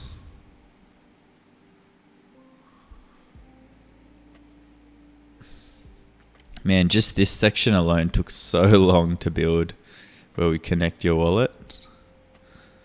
But we're in now. Go to deposit, transfer from wallet, mobile wallet adapter, 0.01, continue, and it goes to a black screen. Okay. Black when trying to transfer on mobile browser. This is the last screen the user sees before black screen. Things to note. When users, we know we can send wallet transactions because when user signs in, we send them a sign up transaction to approve. Please investigate. Let me see if it's even working for me on here. If I went to deposit on my Phantom wallet and I just wanted to do 0.01, is it going to work?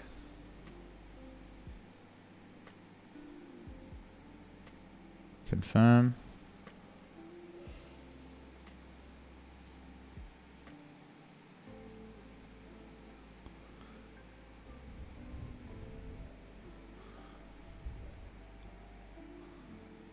Is it working? Converting SOL to USDC. Okay. Deposit completed. Received.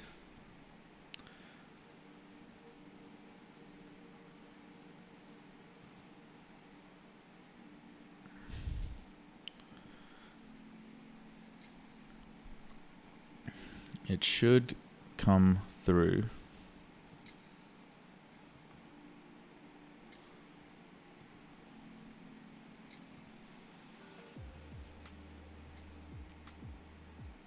Please investigate. Just tried to deposit using Phantom on the computer, and it said deposit successful and transfer to USDC successful. However, balance is showing 0. Things to note. We know we can send wallet transactions because when users signs in, we send them a sign up transaction to approve. Just try to deposit using Phantom on the computer, and it said deposit successful and transfer to USDC successful. However, balance is showing 0. Please investigate. Also, on another note,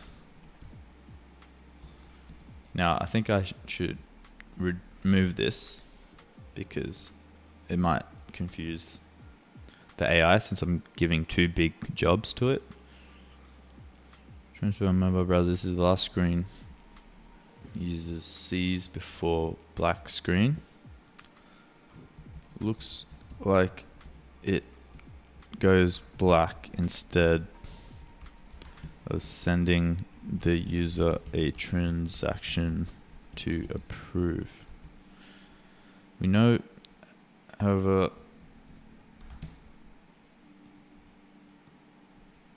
we know we can send wallet transactions because when users sign in, we send them a sign up transaction to approve.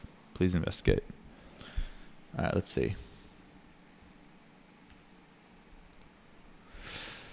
The app is a web app with mobile view.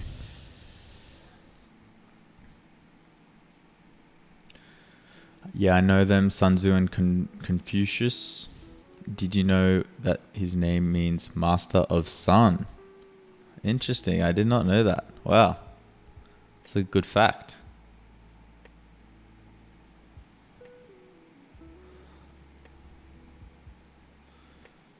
Now let's do this. Auto swap transaction may look successful in the logs. However,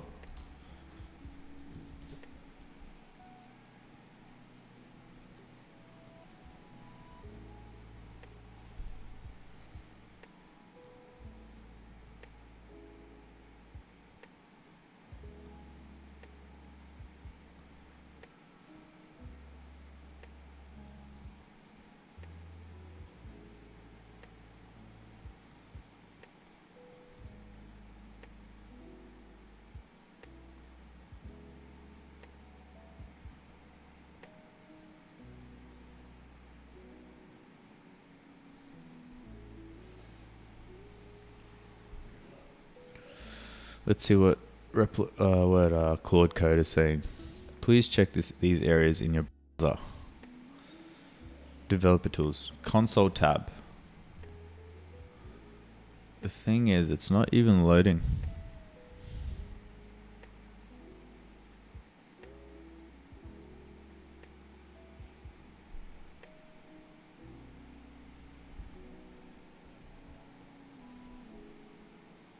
Network tab.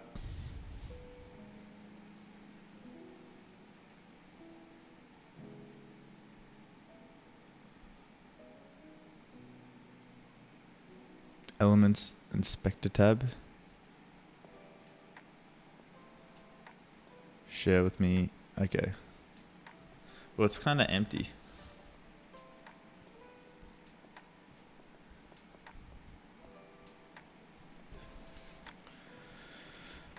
Elements tab is empty, and it's been 20 minutes, and the Claude code browser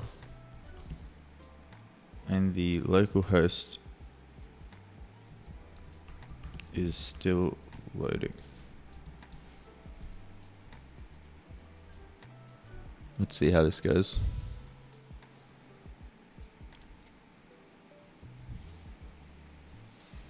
Okay, so back to the Replit.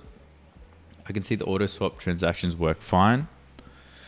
The search reveals the key issue. RPC configuration is required for Privy's embedded wallet UI, including sign and send transaction. Let me check the current Privy configuration. I found two potential issues. RPC format. The current config passes an RPC object from, but Privy's embedded wallet UI might need a simple HTTP URL. Okay, let's have a look. Fund.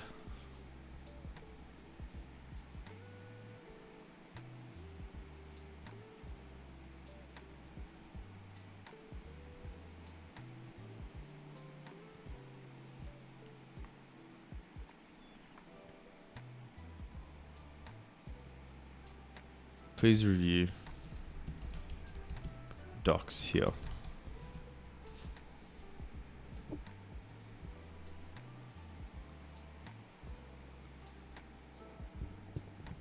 For wallet funding.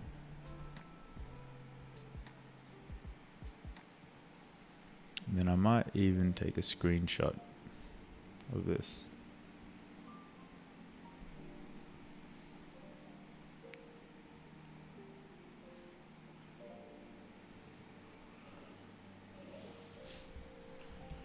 Privy provider needs to be configured with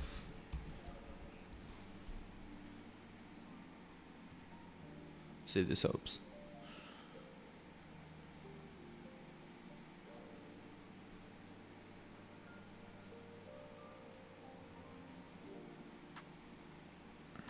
App ID, your app ID.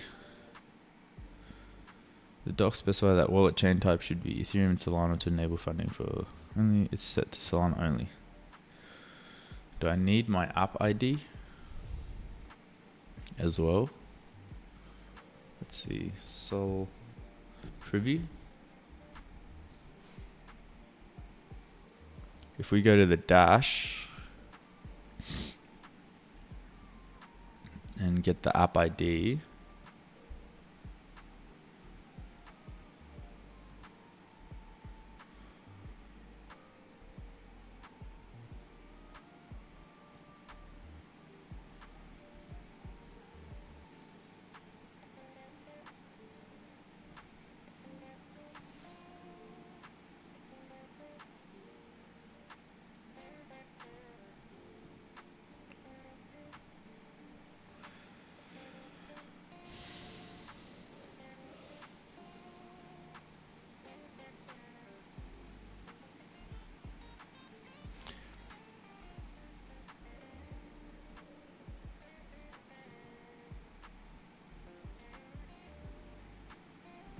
Does Privy, I think Privy might even have an auto swap function.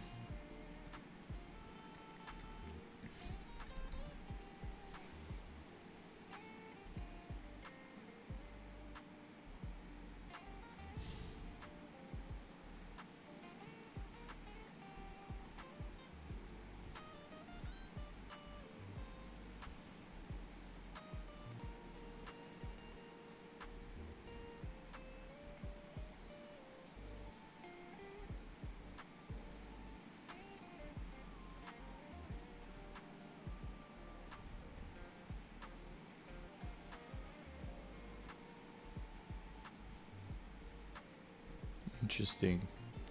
This could be interesting later. So we can make the swaps gasless rather than through Jupyter, which is obviously not gasless at the moment.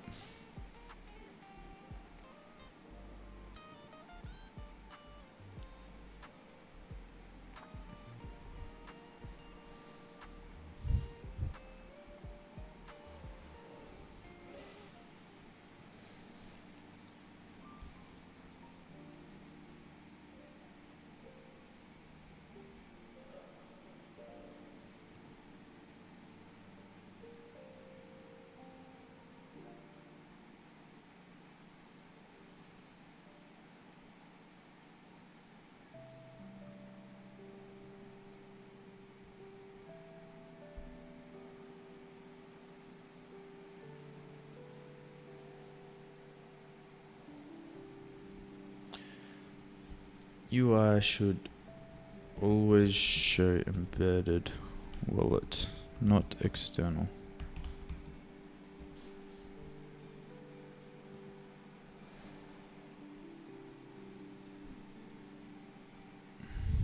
Looks like another redeploy, guys.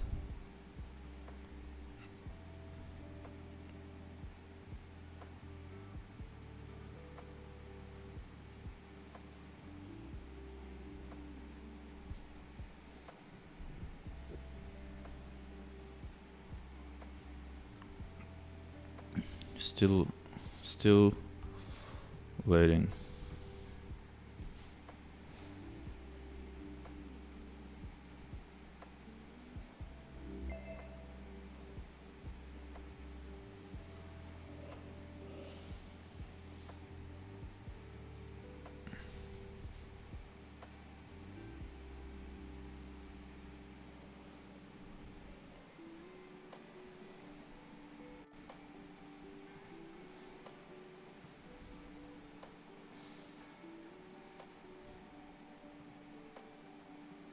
There we go. Okay, positions loading. Wasn't a big issue.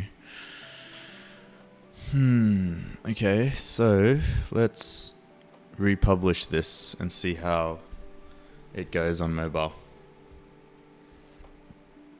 See if it works or not.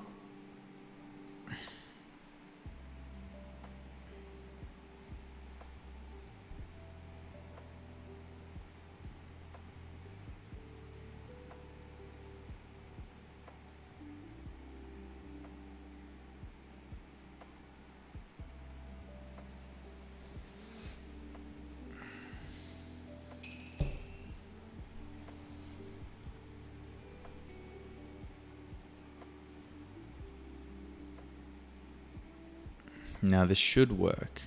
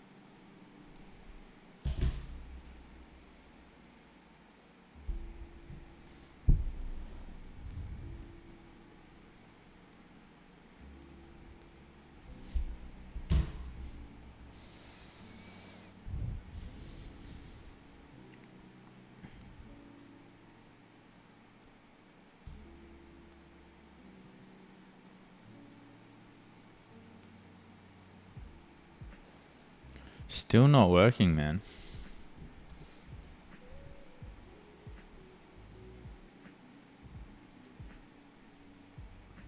Still blank and not working.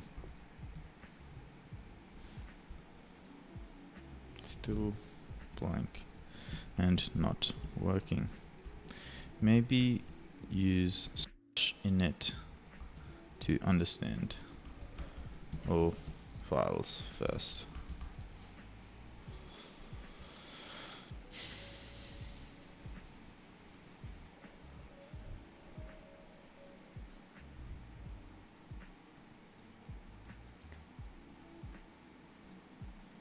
Hold Option plus Command.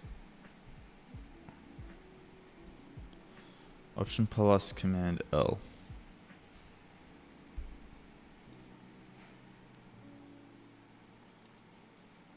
Why'd you want to see my download history? Oh. You wanted to inspect. I already sent them all this information. Now, it's just not... No information is loading here. Like, there's nothing being shown at all. Everything's blank. So, what does that say, you know?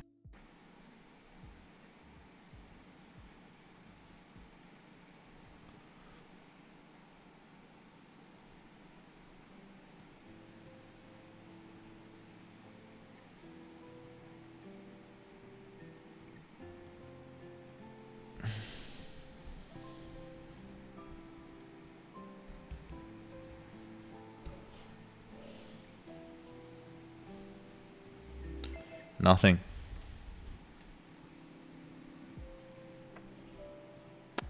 There's nothing showing anywhere.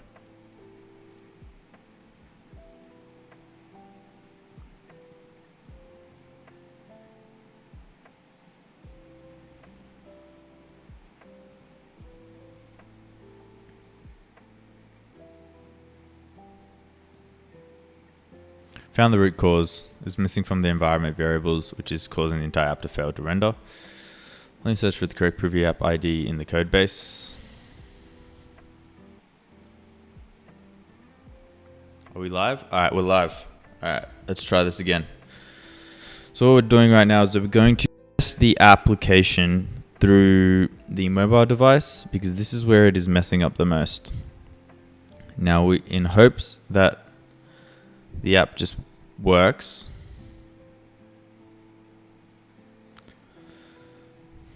Let's see.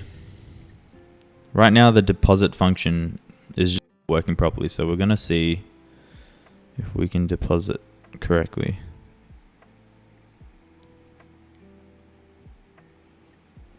Black screen again. All right, let's try another method. Let's go to Phantom.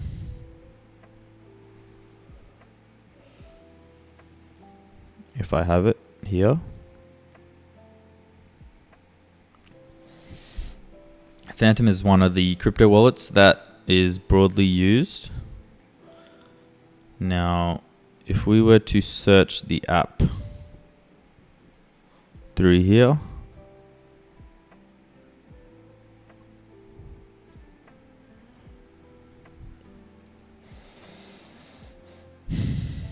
and connect through here,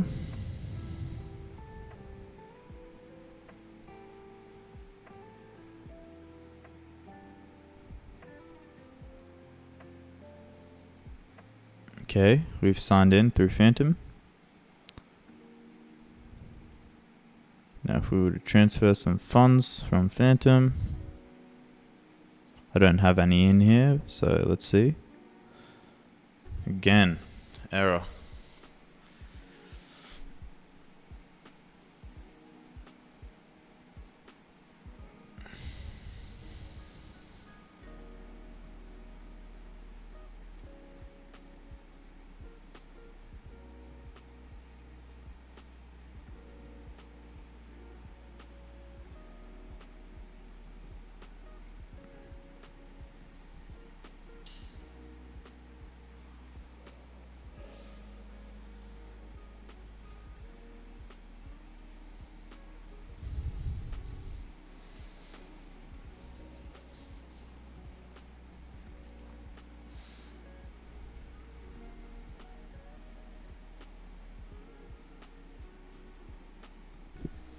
Funding through Chrome browser on mobile is still showing as a black screen. Please review. Let me see if there's one for mobile.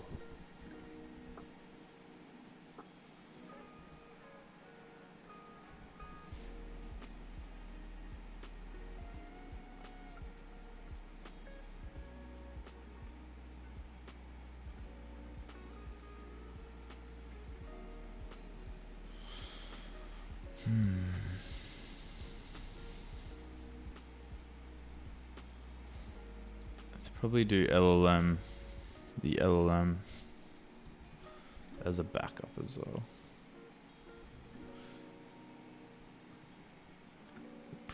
Please review as well as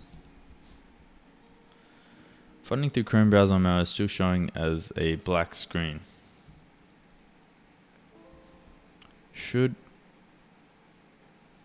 Funding should be possible. I'm pretty sure one of the... I can't remember if funding has worked in the past. I swear I remember it has worked before.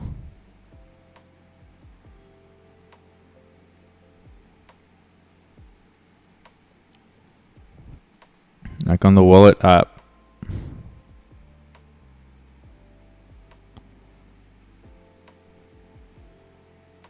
We did an app interaction here.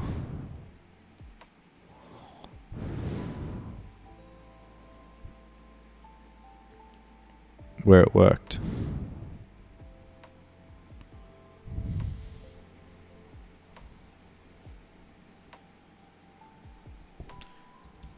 We know funding is possible as it has worked in the past.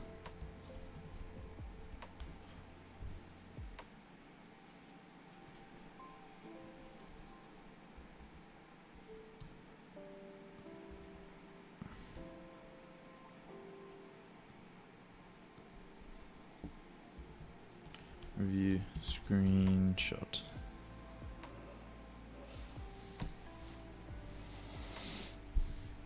Man.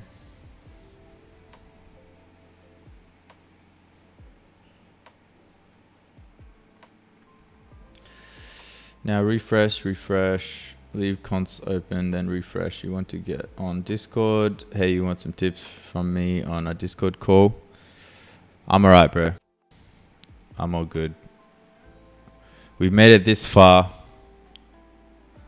through brute force and a bit of stubbornness. We're going to continue.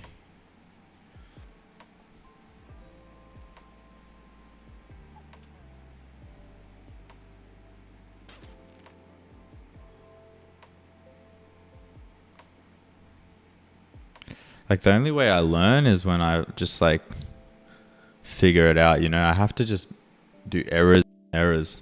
What up, Notorious? How you doing, bro? What's going on, Notorious? Welcome back. Long time no see. Good to see you're in good spirits.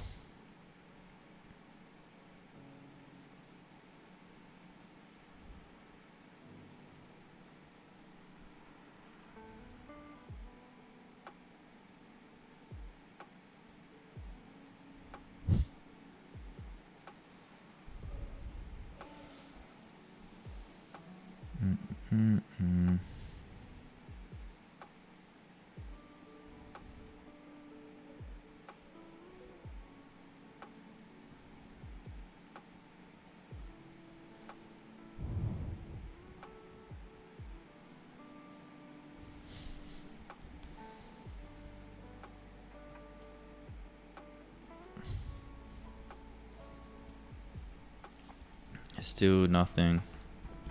Review code the docs and confirm. Everything is working.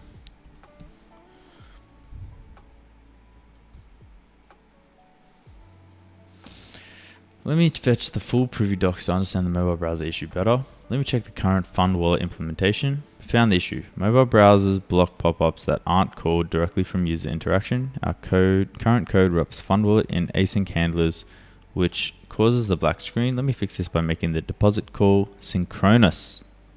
Use the async wrapper around FundWallet. Mobile browsers block pop-ups when there's an delay. Let me fix this by making it synchronous. I need to fix the type and also update the profile.tsx. Let me fix both. Fixed the changes I made. Why this fixes the black screen on mobile browsers, especially on Chrome Safari, have pop-up blocking policies. If there's any delay between user tap and pop-up opening, like await or try catch, the browser blocks it by calling FundWallet directly and synchronously from the click event. The browser treats it as a legitimate user-initiated pop-up. Please test the deposit flow on mobile Chrome. Again, the funding modal should now open properly instead of showing a black screen. Alright, that sounded promising.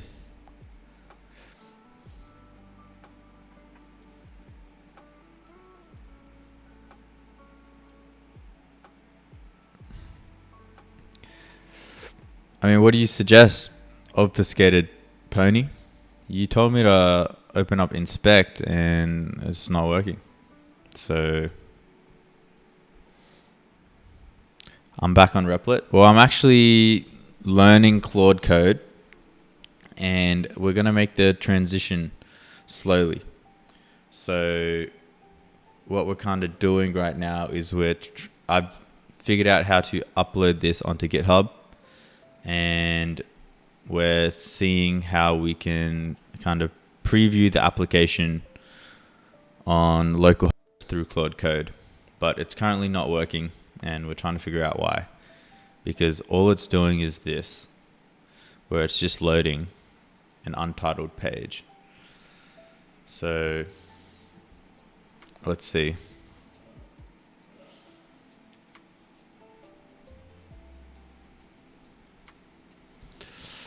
We will be slowly transitioning out of Replit. I'll tell you that for a fact. Nefarious. I feel embarrassed for using Replit, man. Like seriously, how am I still using Replit? It don't make no sense. Appreciate your help though, obfuscated pony. Appreciate you trying to help out. But I mean, like, send suggestions in the chat. All the suggestions that you've sent so far haven't worked. Like I've been trying them. This will help me identify the exact issue preventing the app from rendering.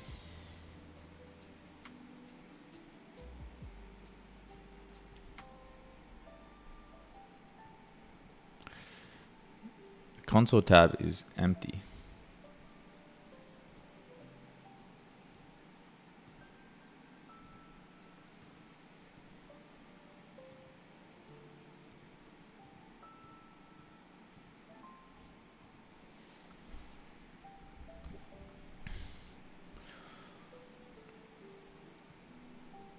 All right, let's give this to ChatGPT.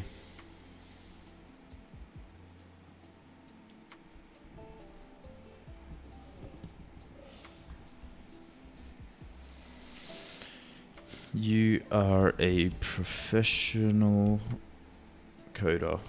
Please create a .md file for me to prompt Claude code. Currently, we are pulling a GitHub repository and I am trying to run it locally. However, we are facing this loading issue where nothing shows up on inspect for localhost 3000. So I can't even feed Claude code what's wrong, what the issue even is. This is the GitHub, by the way.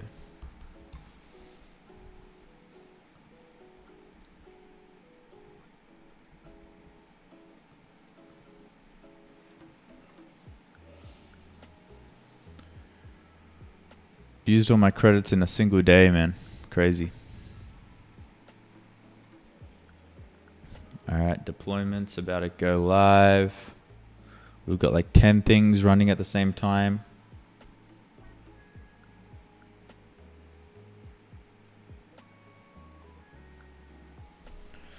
Wondering if Gastown plus beads.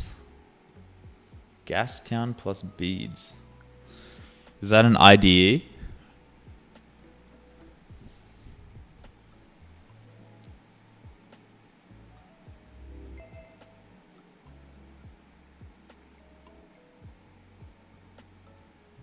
coding agent memory system. Greatest invention since the issue tracker. And why you want to start using it right now. I have finally launched Gastown, the sequel to Beads. This is the big one, best thing I've ever created. A memory upgrade for your coding agent.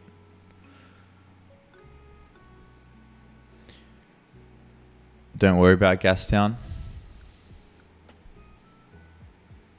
Hey man, I'm already pretty gassy, if you know what I mean. Hint, hint, wink, wink.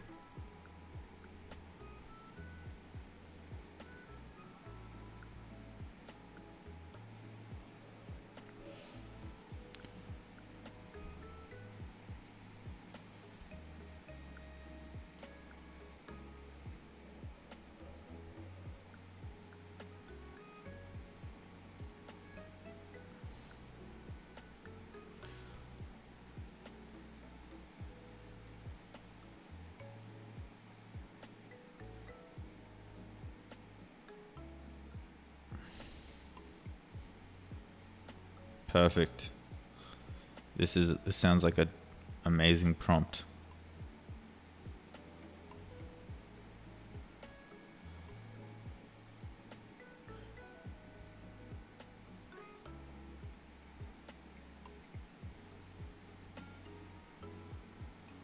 Okay. I love it. This is a juicy prompt.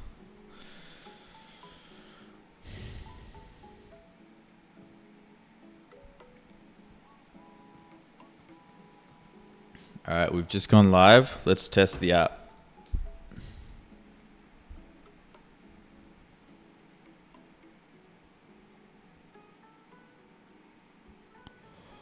Okay, so to refresh, I'm even going to disconnect the wallet because I just want a clean slate. We're connecting. We'll sign in, verifying with the wallet, approve.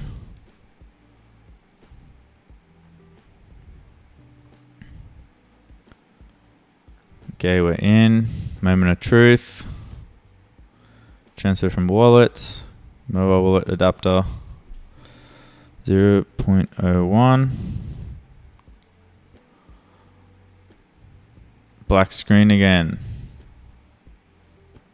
I can refresh and come back to here.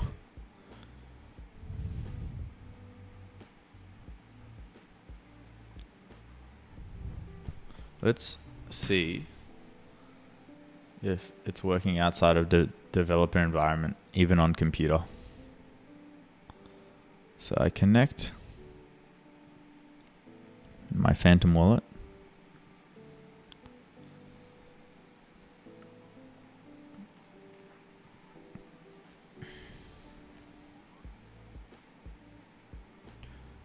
Okay, this is the onboarding process. Yes, very clean, I know. Thank you, thank you. Now, if I was to deposit,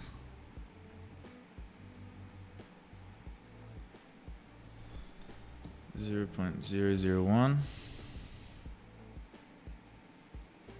it goes black, even here. So we know it's not a mobile browser thing anymore. We know it's a production thing.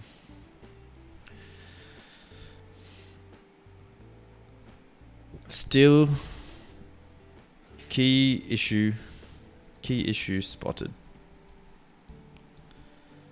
When testing the app outside of development development, it does not work. I just tried to test the deposit function on the computer browser outside of development using the official URL SWAYMarkets.xyz, and it had this same issue. Why is production not working the same way developer environment is? Okay, so I'm gonna double check, but I'm pretty sure that the domains, we have SWAYMarkets.xyz right here. What up, Mr. Organics? How you doing?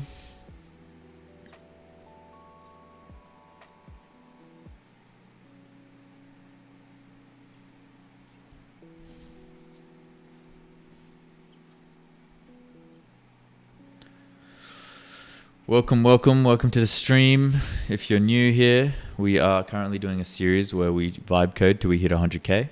Now, this is one of those streams where I am frustratingly just debugging over again. So if that's what you're into, then buckle in.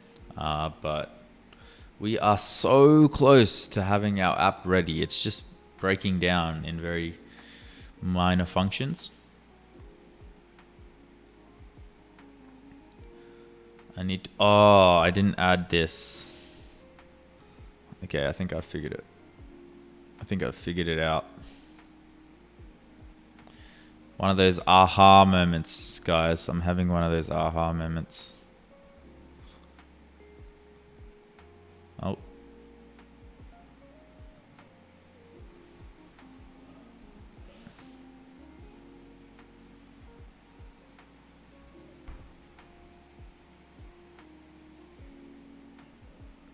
Well, we have those actually, don't we? What am I using here? It's literally just SWAYMarkets.xyz.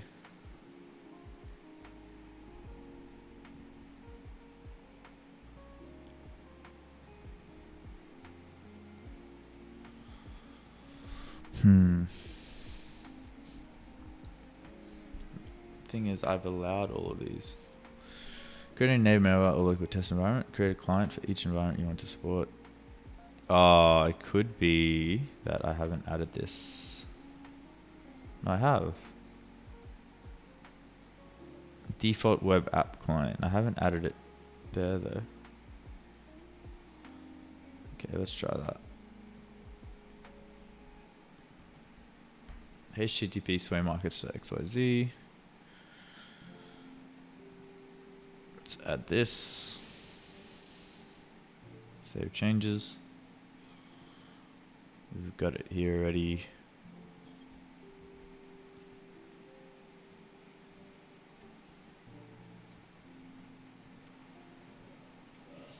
Okay, so now on both, we've got SWAYMarkets.xyz. Man, the security is too high with these guys, man.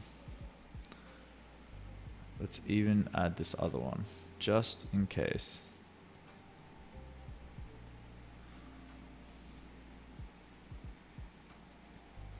This would make sense though, as to why it wasn't working.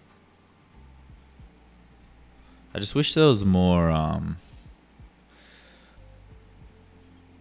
guidance on when stuff like that, because you just left in the dark. Like, it just shows a black screen. It doesn't say error, the URL doesn't line up or something like that. It's kind of irritating. You just have to figure it out for yourself. But hey, I'm assuming this is when you guys say, welcome to software development. That's software development for you. Or it's the one in that meme where the guy's like about to get hung and he's like, first time.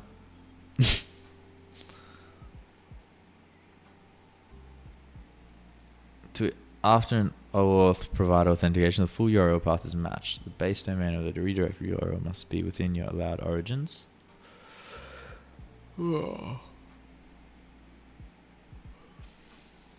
Android key hashes, the SHA fingerprint of your app signing certificate. I do have this.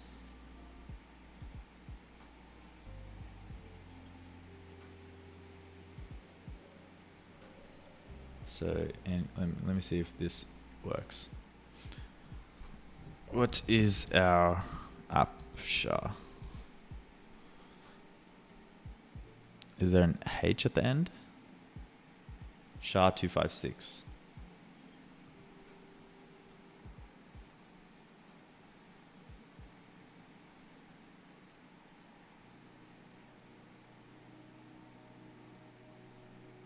What is our app SHA-256? 256 key.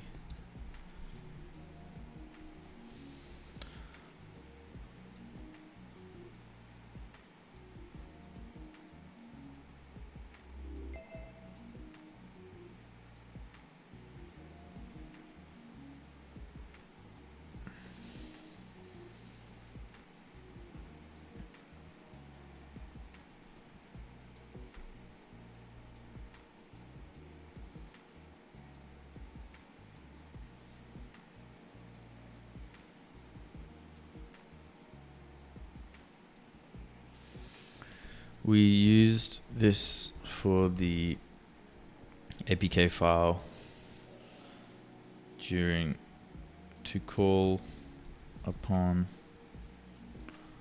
one of our JSON files to make it load in Chromium.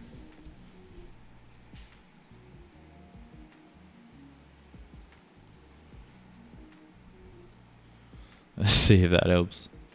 I should be able to find it though. If that worst case scenario.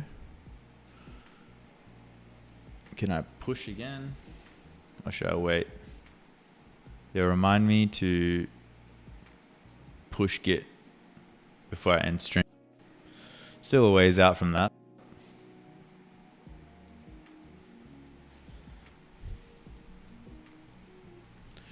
What up, Momo Gamer Official? Momo, how did you make 1700 in 10 days? It's 170 day higher. So we built Ore Miner protocol, which is basically a crypto trading bot. And it went viral at one point, as you can see here. Totally retweeted us, the co-founder of Solana. He has nearly 700,000 followers. He actually got retweeted by Elon Musk the other day. Look at this. Elon Musk, totally.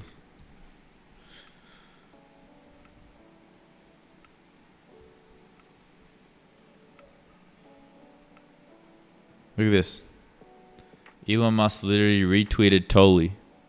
So technically, you could say that totally I got retweeted by Elon Musk. Right? Here, let me show you.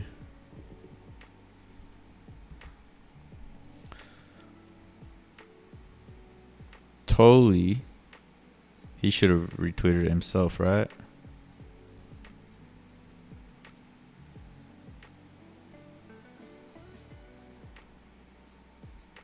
Man, this guy's super active.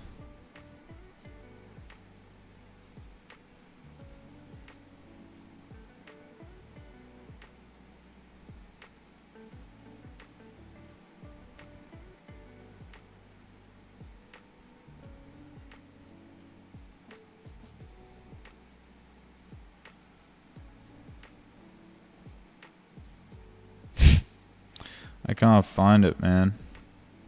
I really want to flex on you guys right now. But I can't. And it's called... Oh, here we go. Look at this. Totally got retweeted by Elon Musk, right? And my app got retweeted by Totally. Like, just let me flex on you guys real quick. Please, please, please. Let me show you this, please. Look at this. Totally gets retweeted by... My app gets retweeted by Totally. Totally gets retweeted by Elon Musk. So therefore, I get retweeted by Elon Musk. That's how it works, right? So Momo asking, is this a trading bot strategist and what? So basically it is for the OR protocol, and it basically automates like transactions and stuff like that. So people can kind of come in and test out different features and transactions and stuff and see how it works against the OR protocol. Are you familiar with crypto at all? And do you know what OR is?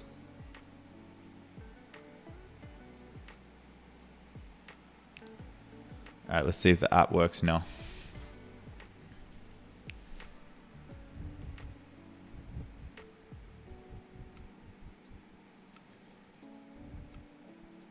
But if I deposit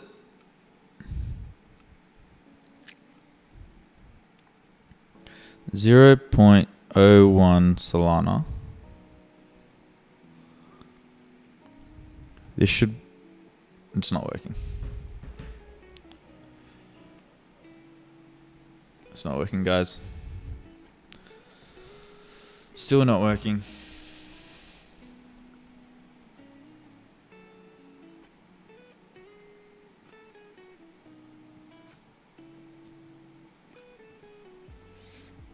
Let me try this.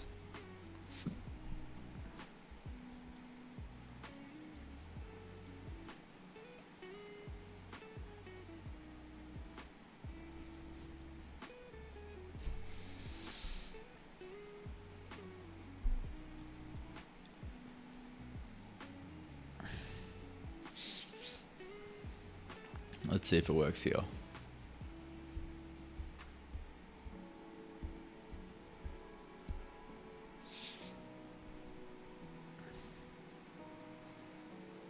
Let's look at the URL up here.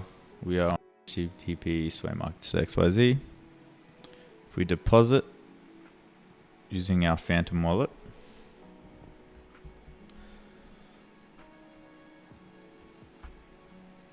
black screen.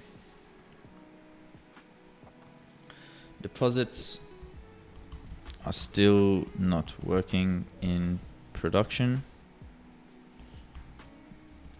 when adding the additional URLs. Please review what is different between dev and prod.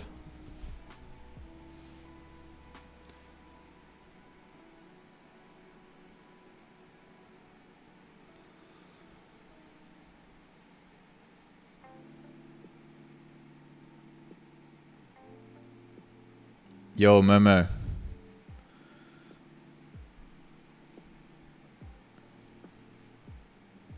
Man, create like a YouTube video or something so I can just direct people to the like how my app works. But I'll give you guys a quick rundown. So essentially, Ore Miner is a automatic ore mining bot. So how it works is, if you are familiar with ore supply,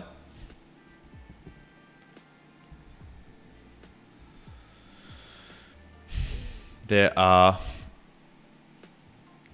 all of these mining options with ore supply where you have to pick, but you have to manually select these tiles, right? And this can be a bit annoying because the round lasts 1 minute. So if you want to mine for an entire day, you have to manually come in here and select these tiles, right? But what Ore Miner does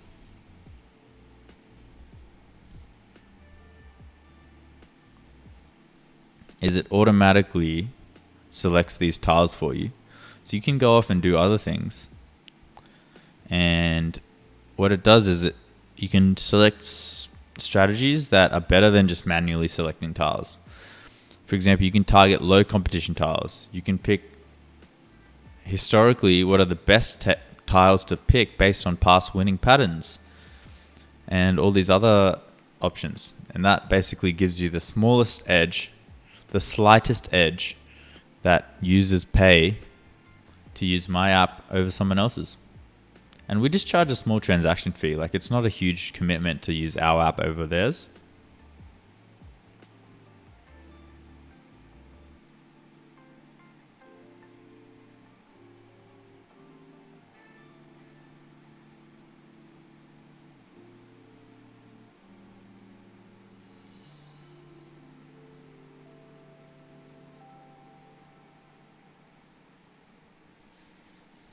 All right, let's have a look here.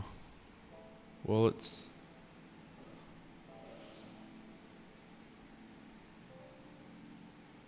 Let's go to authorization. Maybe it's advanced. Outgoing.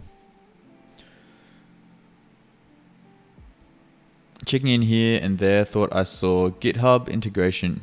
Yes, so we actually set up Git, where Replit now is sending push requests to GitHub, and hopefully what we're going to do is we're going to basically get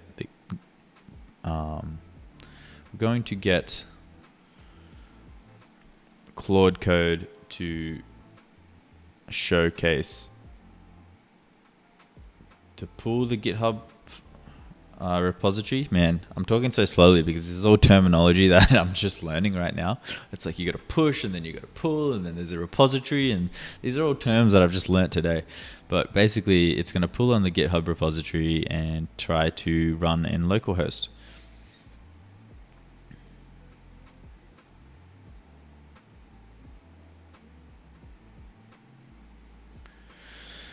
Okay, so it's dashboard configuration related. So let's have a look here.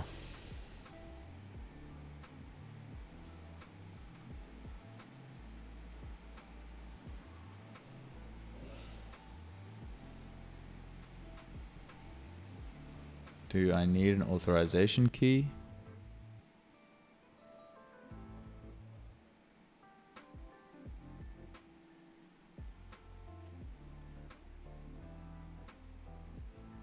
What is an authorization key though?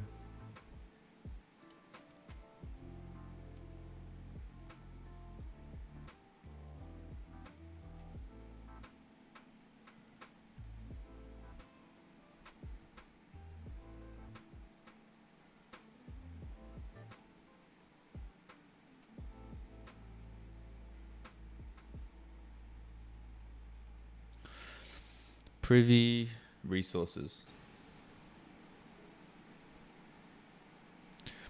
Privy resources such as wallets and policies are controlled or managed by a user and or a key quorum. These are collectively referred to as owners and signers at a high level. Owners define who has ultimate control over a resource, including the ability to update. Signers are permissions. Okay. Learn more about 3 types of owners authorization key. P256 cryptographic keys that allow any party that controls the key to take actions with associated wallets. You can assign authorization keys to a resource or execute actions with by signing the request with the respective private key. Common example of authorized keys include app keys, which are controlled by your app server, allowing your app to execute requests. Passkey following the WebAuth standard, which allows users to easily sign and execute requests with the key quorums. Owners and signers can also be composed of a mix of users and authorization keys. Okay, makes sense. Let me try this.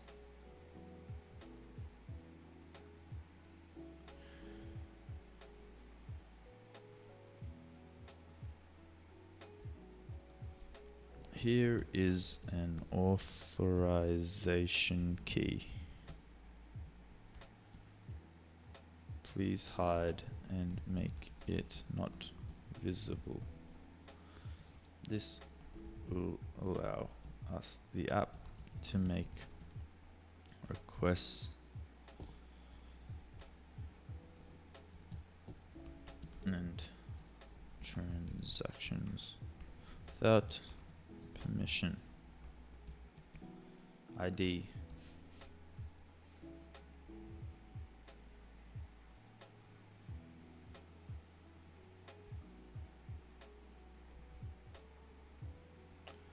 And then private key.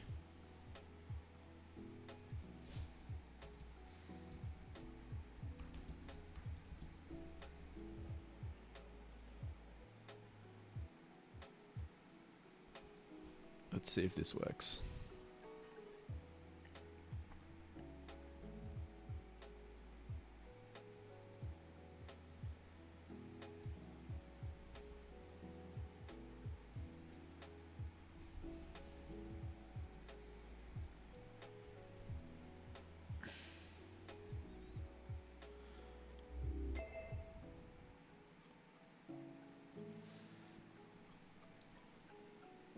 Okay, we found some errors.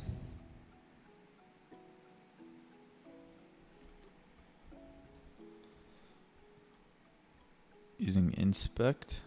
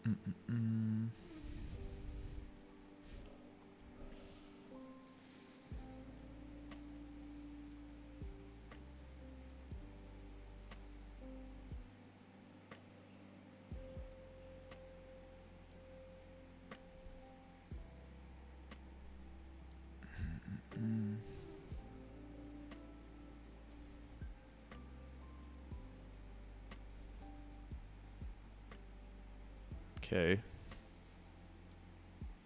Give me one sec, guys.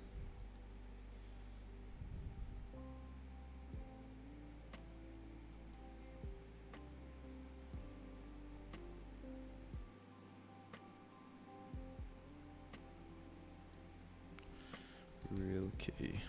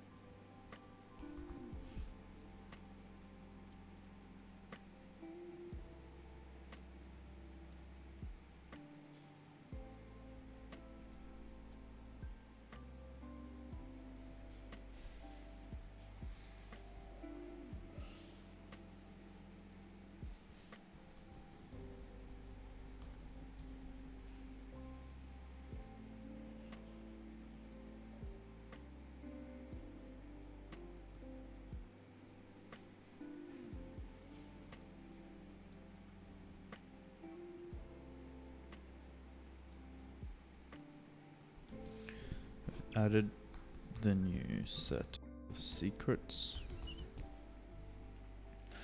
Nice. Yeah, Git is overwhelming at first, but it will make sense as you work with it. It will be so helpful if things start breaking randomly. You can go back to a commit you know that works and debug.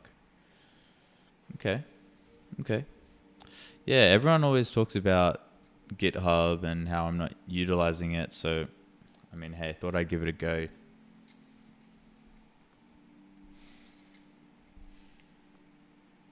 And you know, here we are. So, yeah.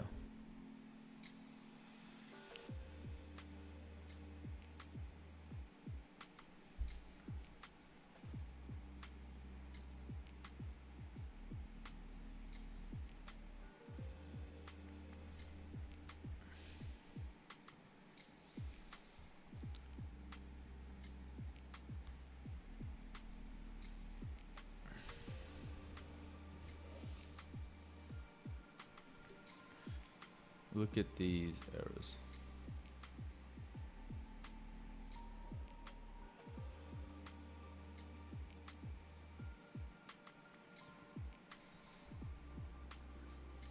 Look at the errors when trying to deposit on production API. And production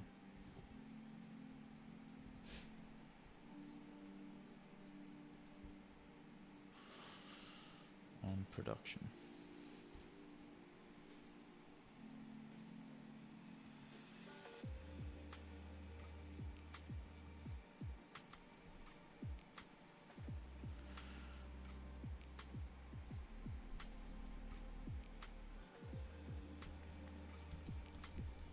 Please debug, as this looks beyond privy config.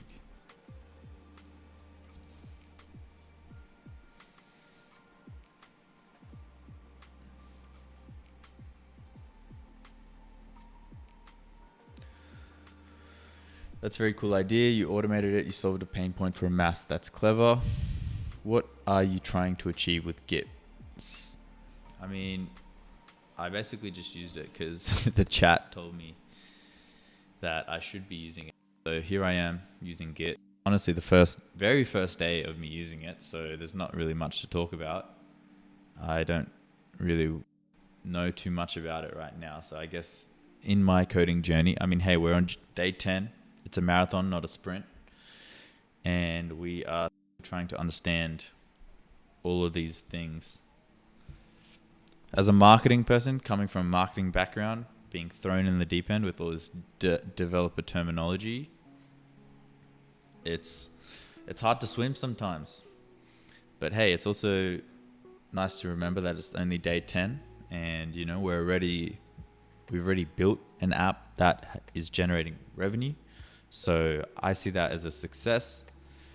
Now, moving forward, we are going to understand more about Git and about Claude and about everything when it comes to dev and production. But for now, I'm not claiming to be an expert. I'm just learning along the way. And that's the beauty of this series, is you guys get to see that. And hopefully by, you know, day 100 or day 200 or whatever, there's a big difference in me now and me then.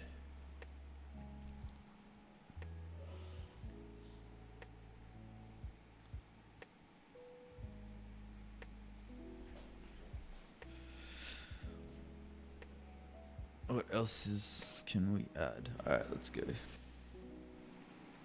We're back.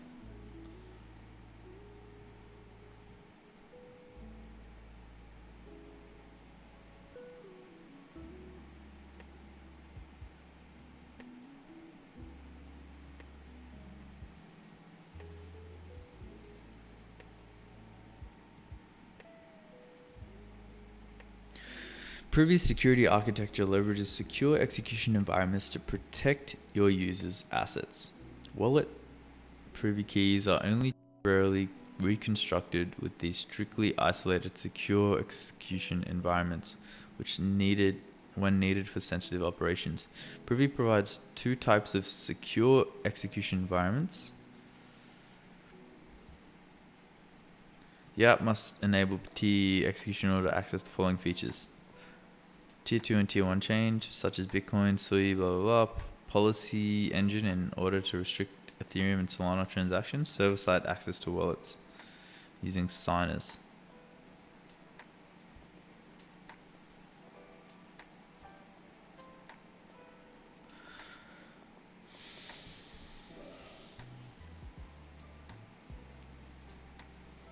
So we don't need this.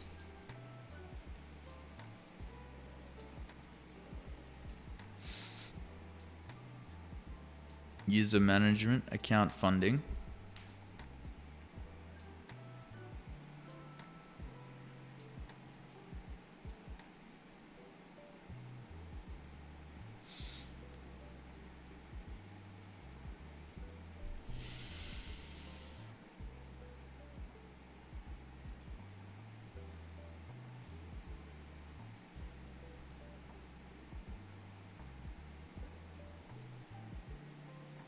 Okay.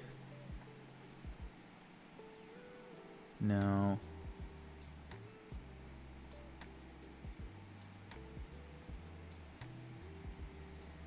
I can see the production errors clearly. The issue is not privy config. There are server-side 500 errors on the balance API and 403 errors from Solana RPC. Let me analyze this. Found the root cause. Production is missing the Helios API key, so it falls back to the public Solana RPC, which is rate limited. Let me check the environment variables and fix this. The Helios API key exists in shared environment, but the production deployment may have been built before these variables were set. The fix is to republish your app so the new build includes the Helios API key. However, let me also add better error handling to make this easier to debug in the future. Let me improve the balance endpoint with better error handling and logging.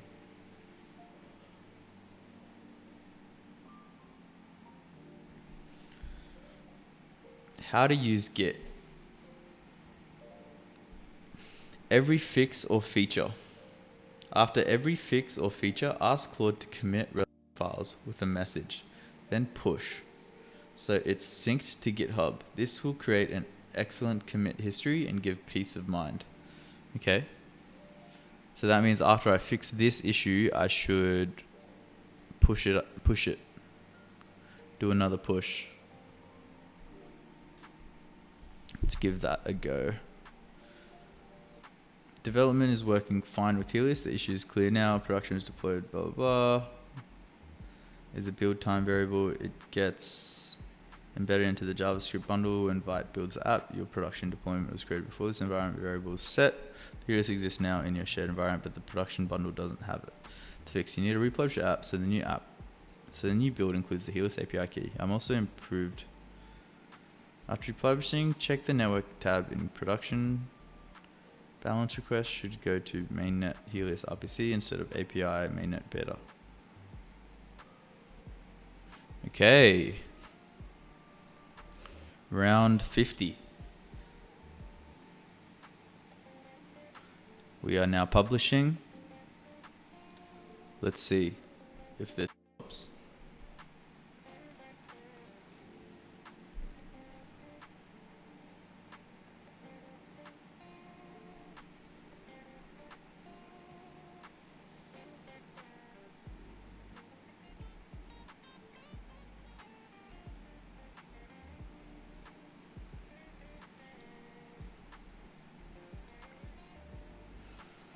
Okay, as soon as it goes, we're going to test this out again.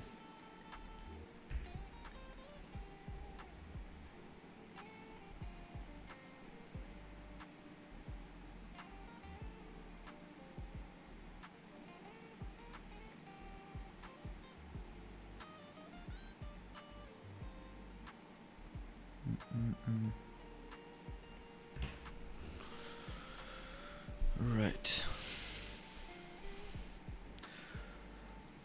Yo, welcome to the stream. If you're new here, we've basically started a series where we vibe code until we hit 100K. Now, the road is rocky, guys. It ain't always sunshine and rainbows. We have had a lot of issues popping up, but we've been able to tackle them one by one together. And for that, I'm grateful that you guys have been by my side to help. So really, really appreciate that. Currently, we are building a prediction market swipe app. So essentially what it is currently with prediction markets, you go to Kalshi and you are just bombarded with all of these different markets. There's just way too many for someone new to come in and want to, participate. You get decision fatigue. There's just too much shit going on. So I want to simplify things and reel it back a little bit so that, we can create an application where you can skip, you can say swipe right for yes, swipe left for no. And eventually we're going to want to create an algorithm where the algorithm kind of understands what the user likes and it starts feeding the user market specifically on the user's interests. Maybe it placed a bet on this. Will there be a recession in 2026?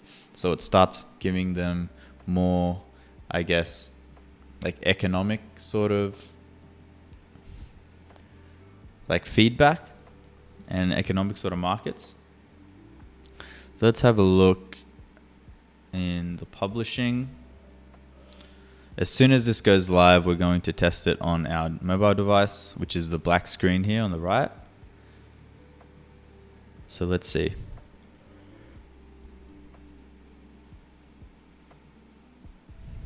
Man, I got the worst sleep last night.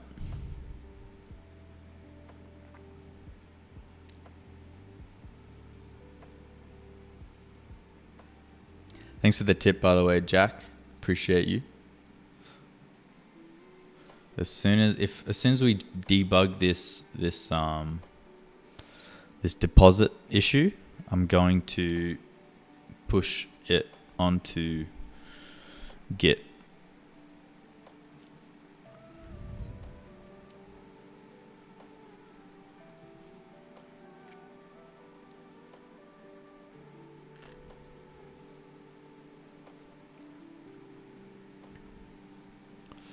Come on, publish.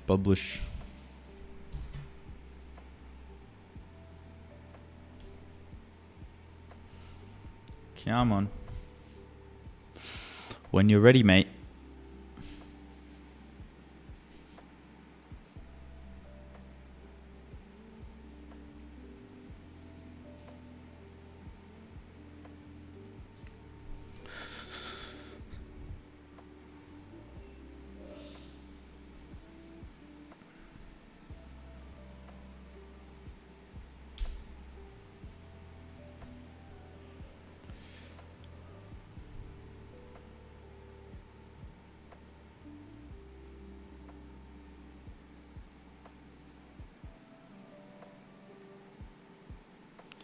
All right, we're live. All right, let's close this tab and open a fresh one. Moment of truth, guys. For the 50th time. What up, Kaya? How you doing? Yo, how's your app going? Is it in production yet?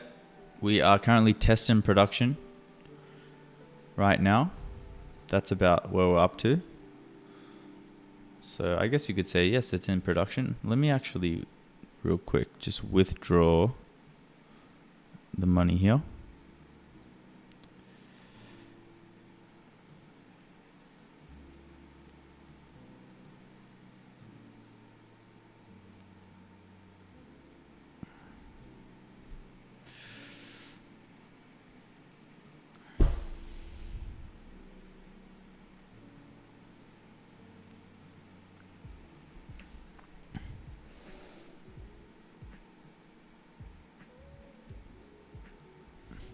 Does not let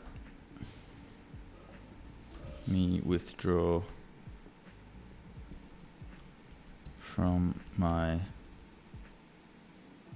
embedded wallet to my user wallet to my external wallet. It thinks they are the same thing.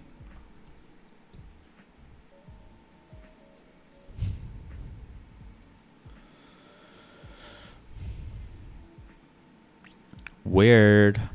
Hashtag weird. Am I right? Alright, let's try this. Deposit. Transfer. Phantom. And the amount of times I've tried this is getting a bit repetitive, guys. Alright, inspect. I should have inspected.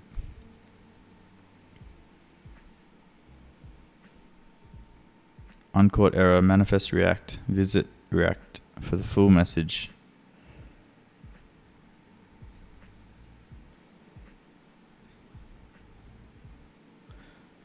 For address.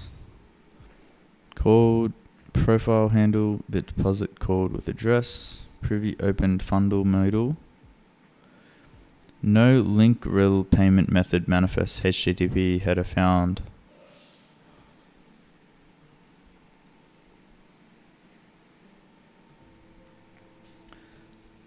This is the error we are getting on production. domain, please review. So currently what's happening is we have deposits working perfectly fine on developer, but the moment it goes to production, it stops working. So we're just trying to figure out why. Now, if I go to app settings and then I go to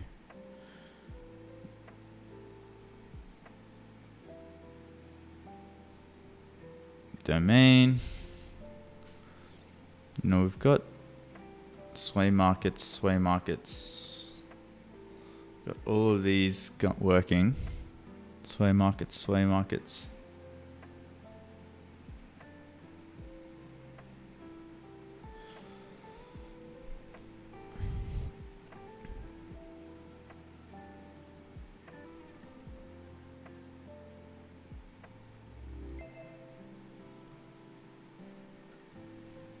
Let's have a look.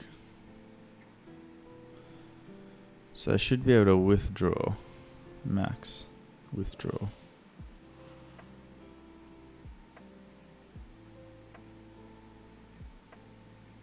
Man, everything's just broken in this app now.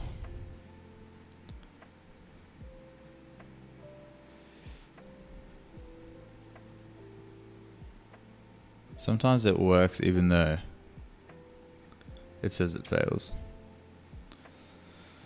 Getting on production domain, please review. On production domain, when we inspect. Is that the right thing that I want to share? We are on the console.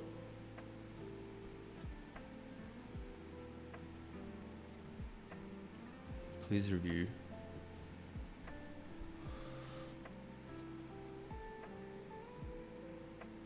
It's so weird.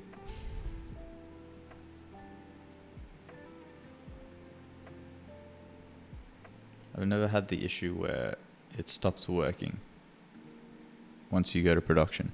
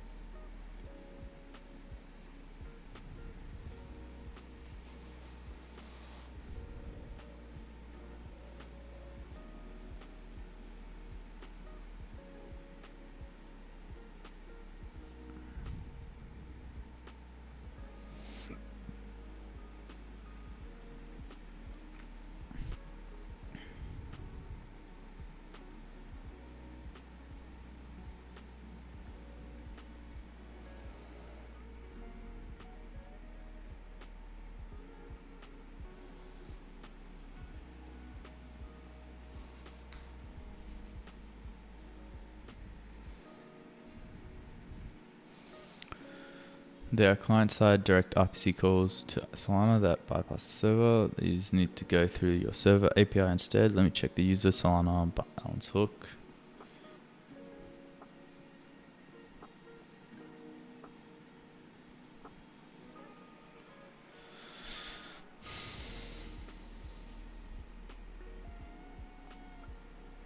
Slow and steady wins the race. Slow and steady wins the race. We're getting slowly but surely.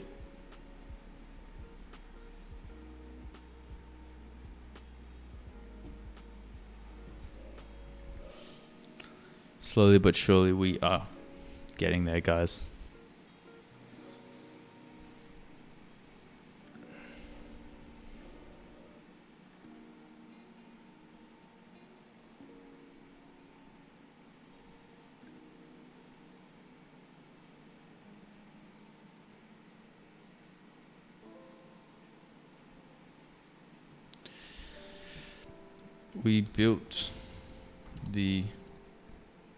We redeployed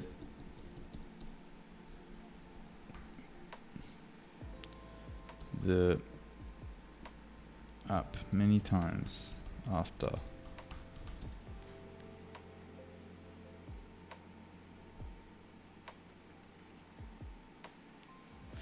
We redeployed the app many times after Helios RPC was connected. Please make sure we are utilizing Helios RPC where we can. So this is our production ready RPC provider.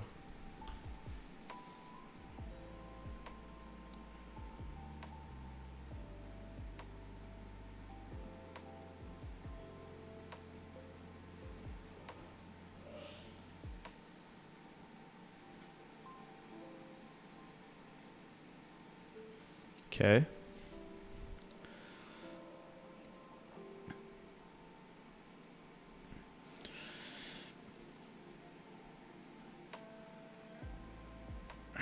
Let me do a comprehensive audit to ensure Helios RPC is used everywhere. Thank you.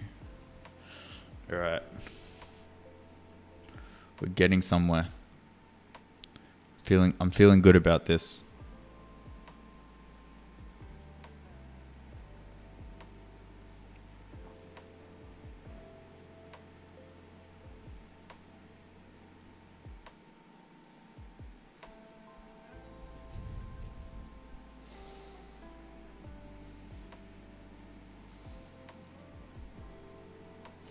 I swear 9 times out of 10 it's always the RPC that makes everything fail.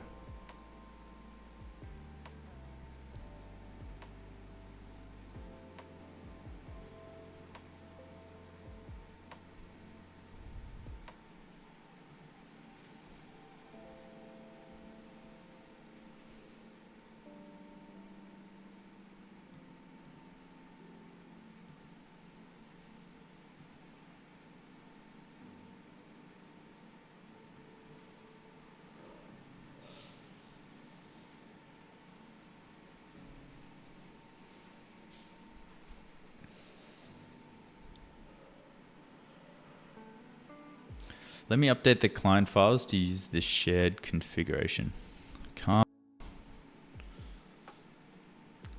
Locked in on 3 hours on the live stream. For those that have been sticking around, I appreciate you. Making history right now.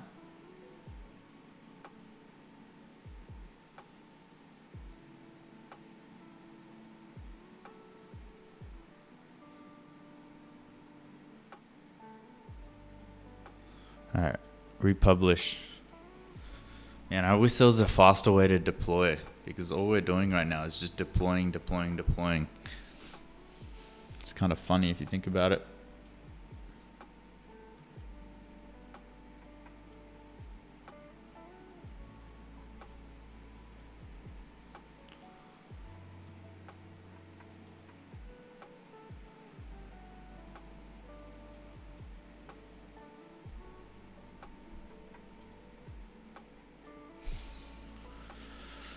We're going to build this, and if it works we're going to push it onto GitHub. Now let's clear this and try again.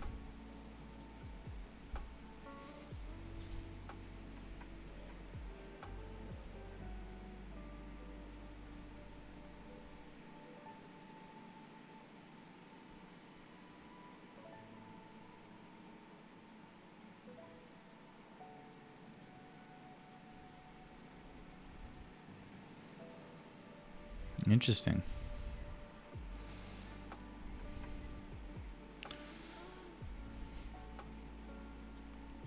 So all of these just seem to come by themselves. Okay. I'm going to probably clear it.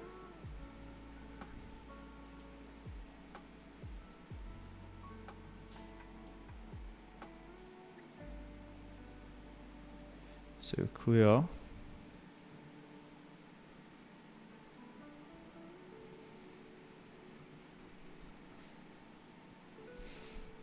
Because if it works in production for your PC, it should just work in production for your mobile, right?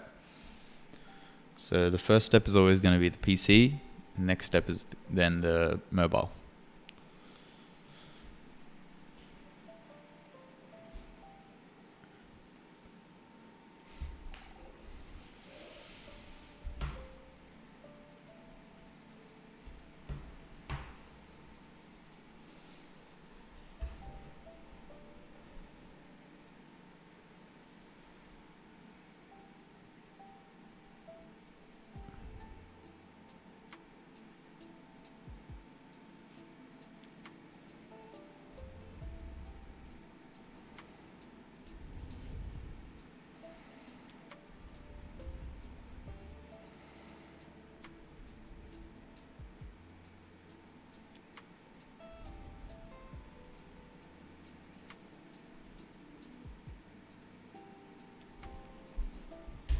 Let's see if this works.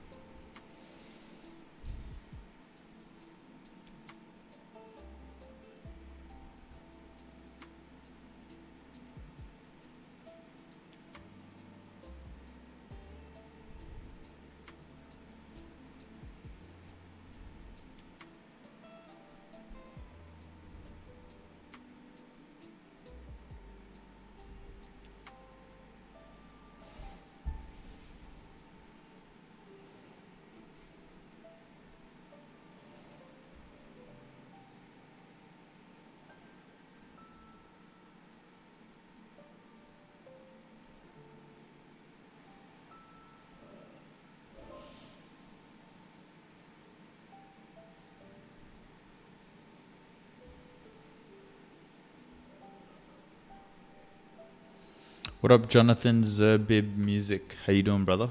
Long ass username, by the way.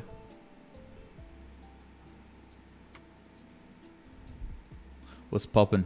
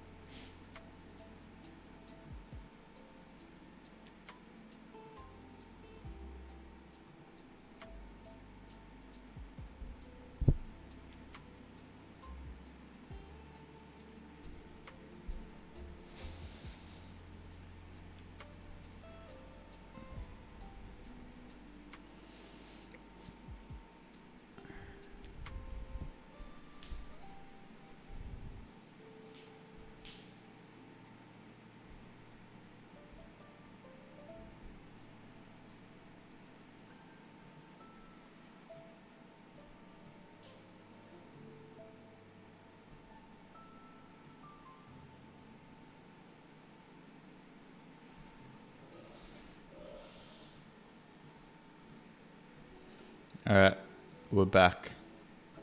We're live. The app has just been published again. Let's go ahead and give this a refresh.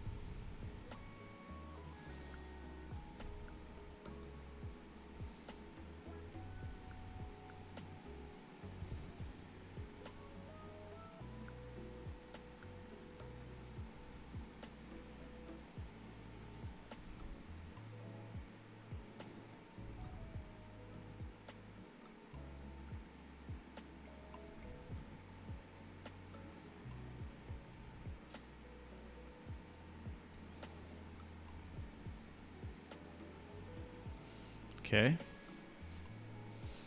Connecting with the Phantom wallet.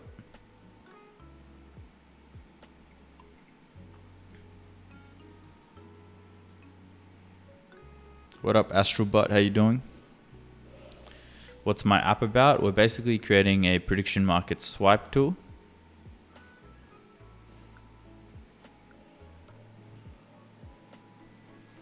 Where the user can swipe left or right on a prediction market, down to skip. Basically simplifying the entire process.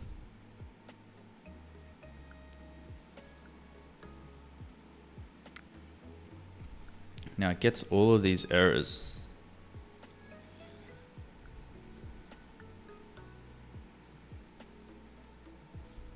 All these errors popped up in production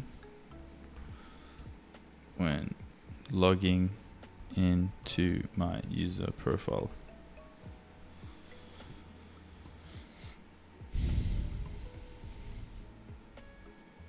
All right, now let's transfer from wallet. Phantom.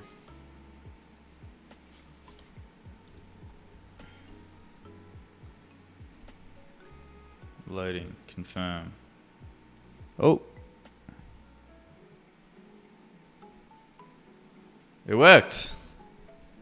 Success. What happened here? Error fetching balance, Solana balance. Is there anything unable to load Solana plugin skipping balance? So it's not loading my balance properly.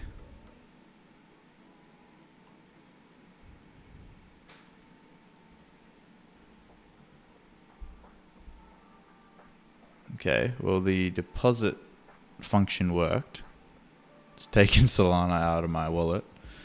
Yikes. Looks like it's worked twice now.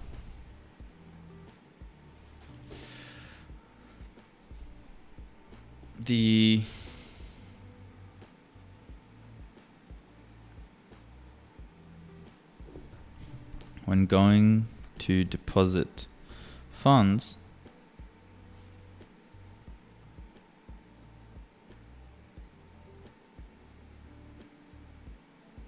oh, it's showing here because this is the wallet.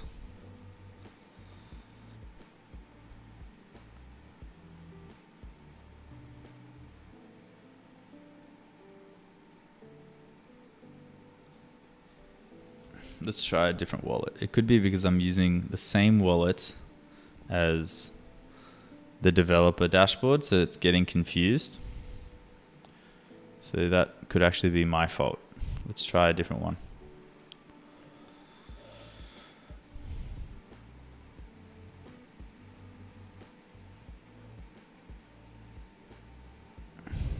All right, we've got a little bit of Solana in here. Let's try this.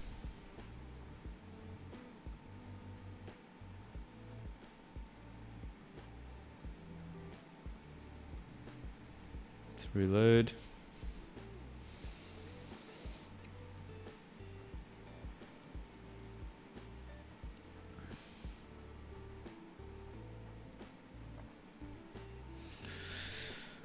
Went on YouTube to find some jazz nerd theory things and Logic Pro full session music production soft and found your Chan. Super teased by every hard work on super specific topic. Sure you'll succeed. Appreciate you, Jonathan. Appreciate the love and support, man. All right. Created a wallet. Let's deposit.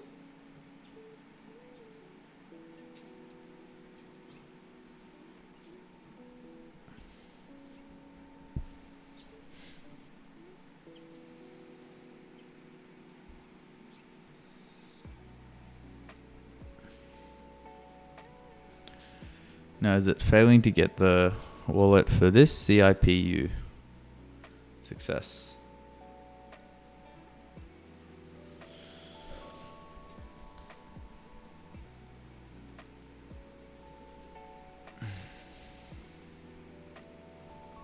Successfully sent transaction to my Phantom wallet on prod. However, balance is not updating.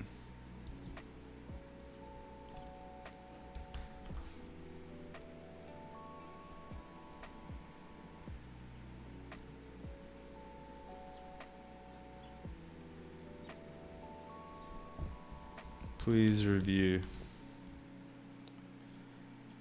the blogs and also the screenshots of console I provided. Let's see how this goes. We're getting there. We just fixed the deposit feature, so now let's see if we can fix the additionals.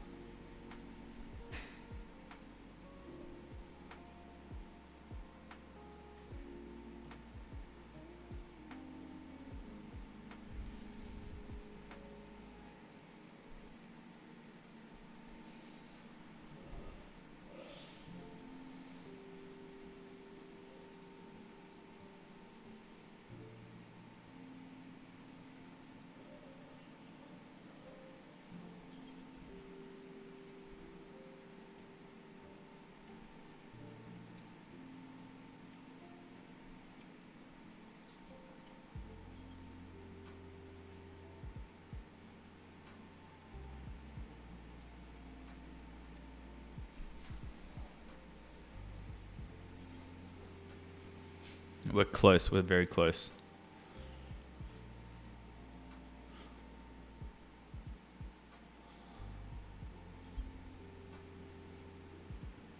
Get my water bottle.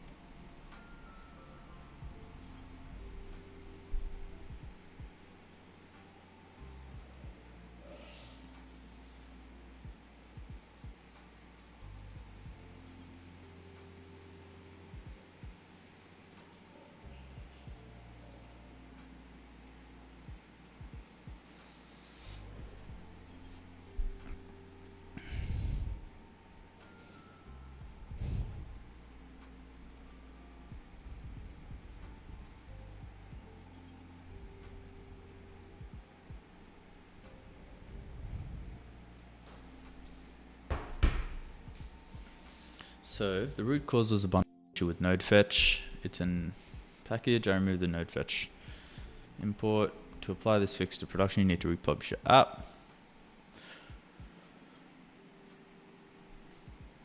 Should show Healy is configured true.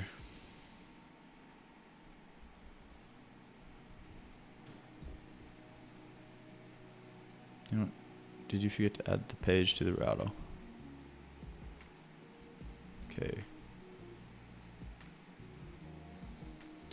Node fetch. After you publish the balance, endpoint will work correctly. You can verify by visiting. Wallet balance should start updating after deposits. Republish. This is like the 10th republish today. But hey, that's what you gotta do around here. That's how you gotta do it around here.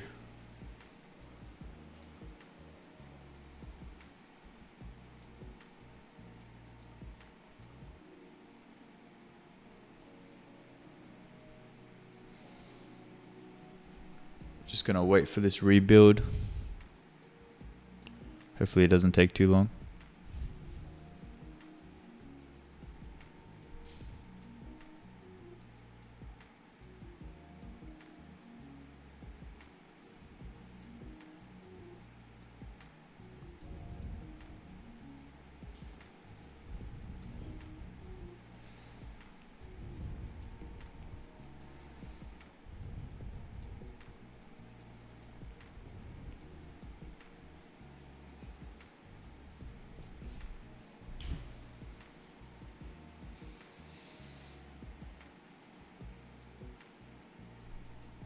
Now, I'm not sure if this is going to work for the 50th time, but let's have a look. I feel like we've basically pinpointed it down to this error that clearly just keeps popping up over and over again. 146 errors, like Jesus.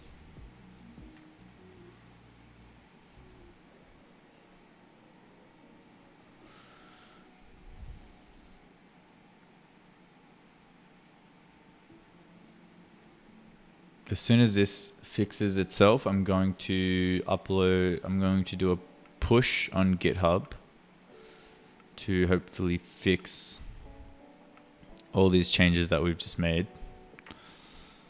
And then, yeah, basically, I don't know if you guys have seen the other series that I've done, which is basically learning Claude code. But we plan to just make a shift relatively soon in the near future. Now, I'm not sure if that shift is going to be tomorrow, a few days from now, maybe longer, but it'll happen soon. sooner rather than later. And I'm actively working on it, just know that.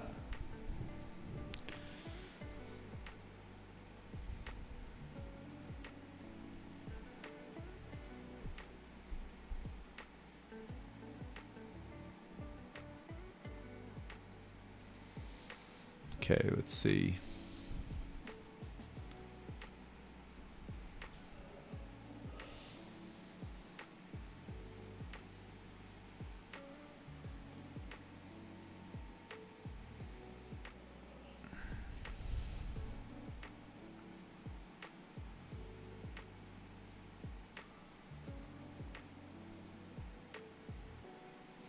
Come on.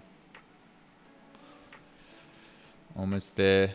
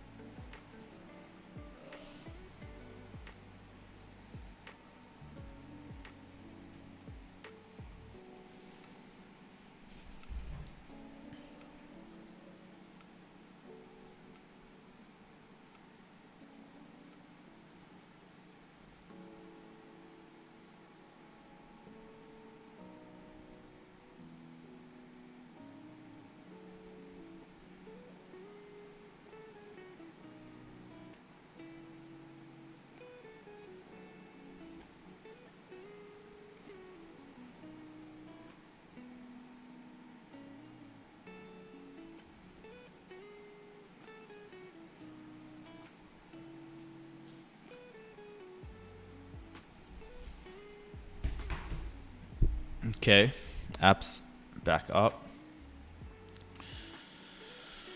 Let's have a look. Let's do a little refresh here.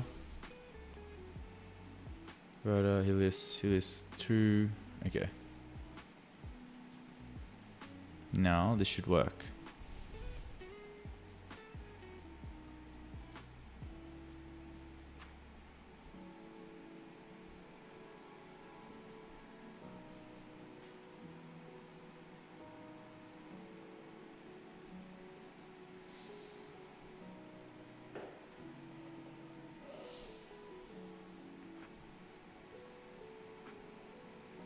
All right, we're in. No response.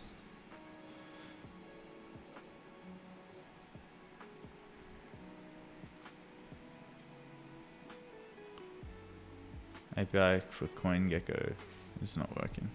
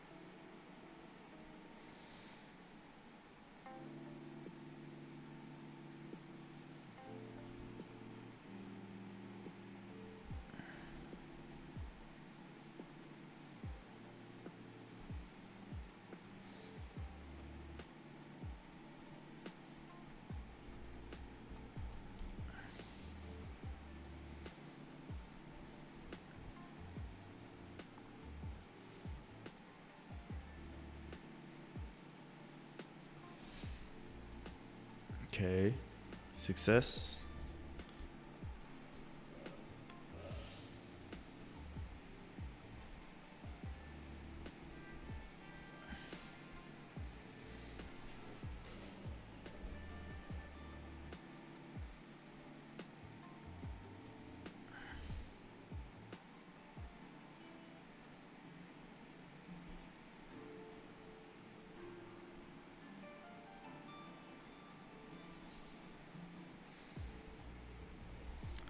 deposits made, balance not fetching properly. Still shows 0, even though we know in the past we have sent funds to this wallet, so there is at least 0.01 Solana in them on top of my new deposit.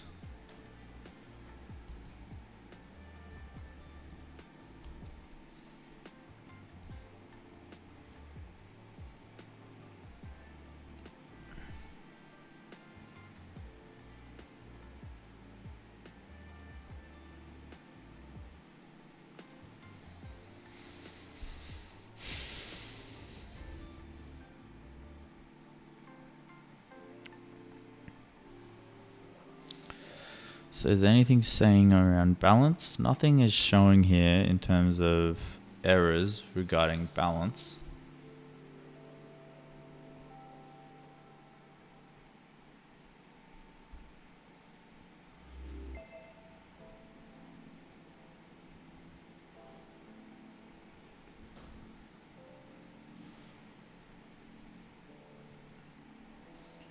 Balance endpoint is working. Your wallet shows issues. The CoinGecko price proxy hasn't been published yet. The old price code is still trying to call. Okay, you need to publish the latest change I just made. As okay.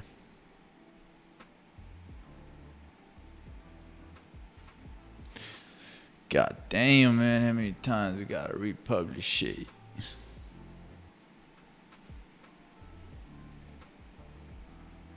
But it's looking like things are looking promising.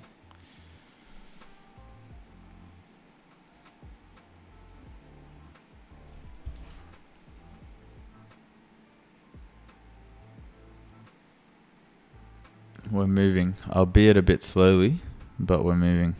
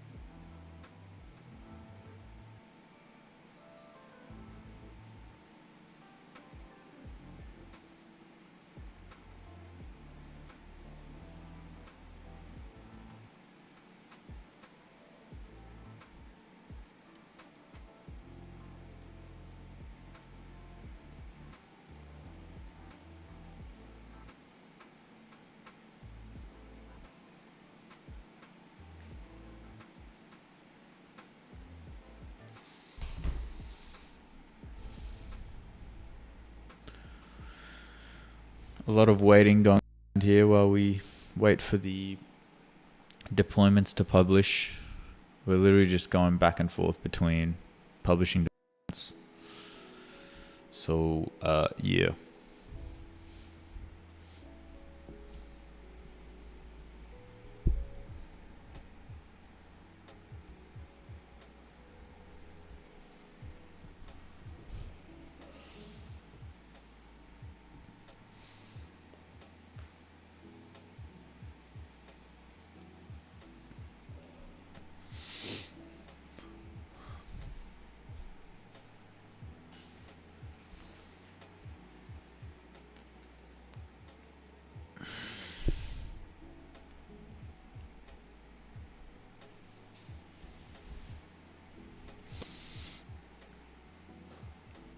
Come on.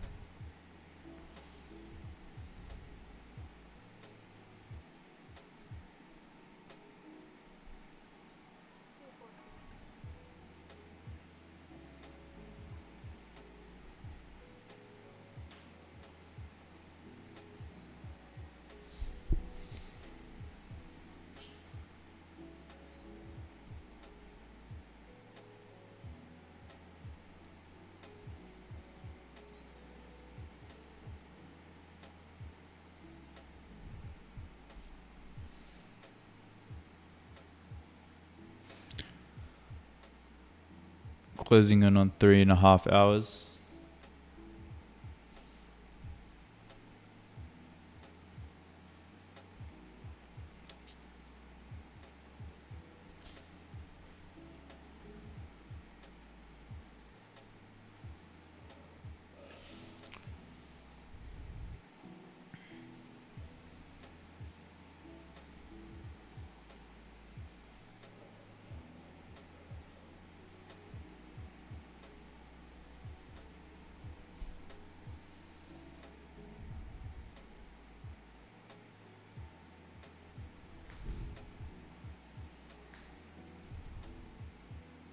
Come on. Creating autoscale service.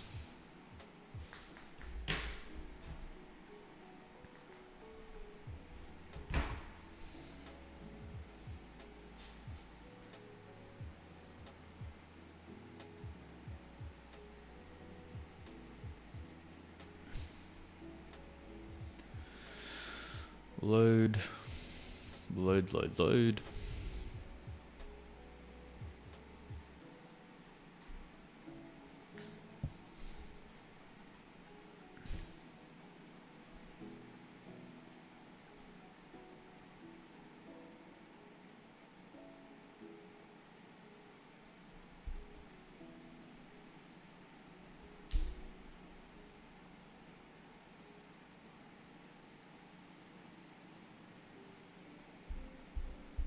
Okay, we're live. Now I'm gonna give it 5 seconds to just update all its shit. 1, 2, 3, 4, 5. Alright, refresh.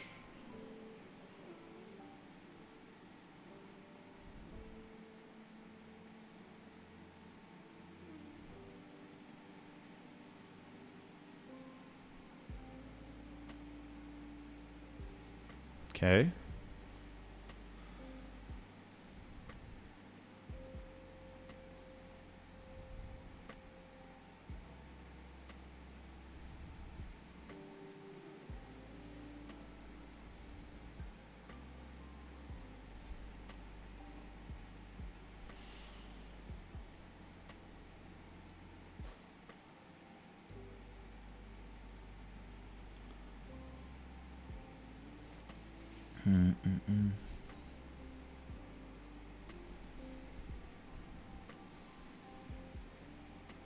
Too many requests.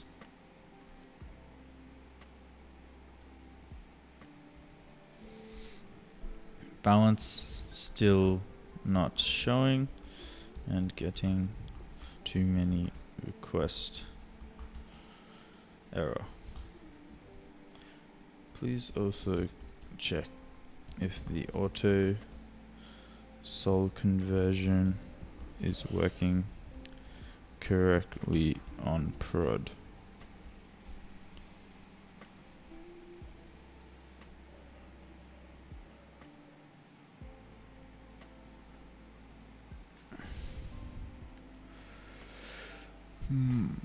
Inject JS1.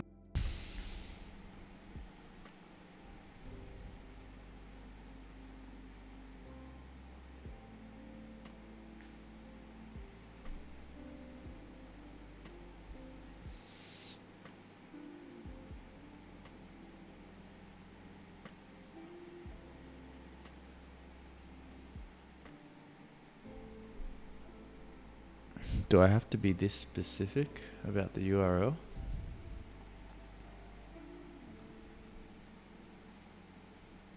Yeah, thought so.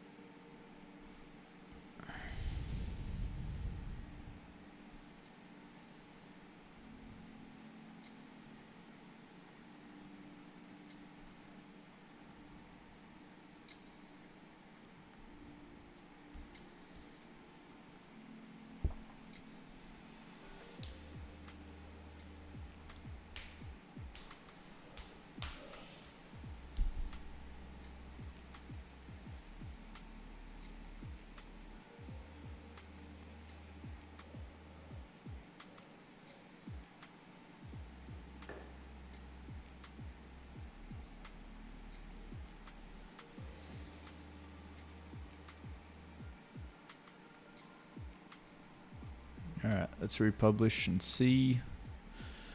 Let's send some more funds over here.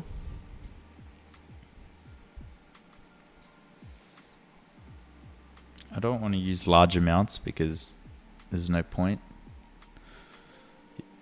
I've already lost quite a bit of Solana and dollars just trying to set this up, so let's see.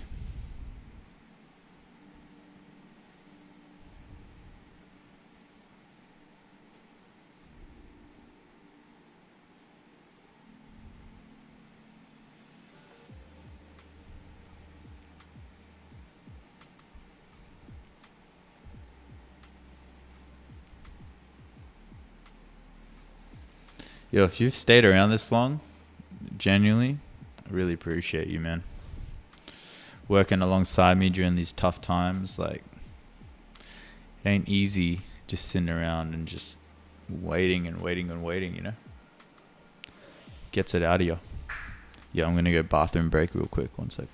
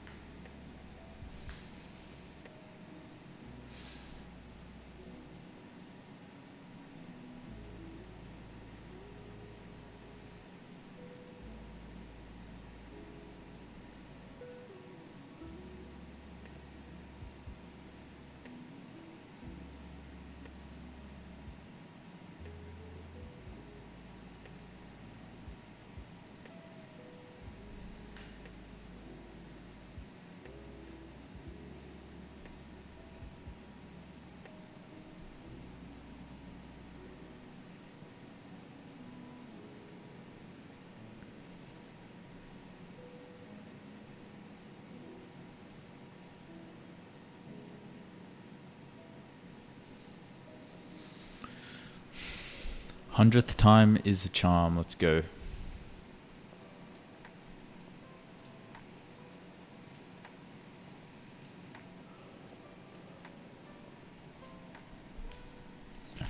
Now I'm assuming and I'm praying that hopefully fixing this specific problem is going to make the app work just throughout the entire application.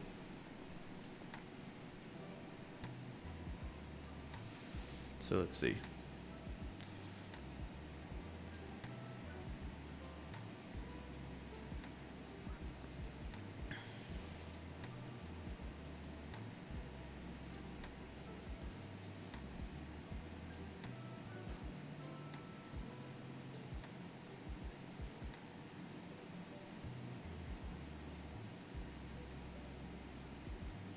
Alright, we're live. Let's close this. Give it count to 5. 1, 2, 3, 4, 5. Gives it enough time to create the application. Let's open it up. Inspect.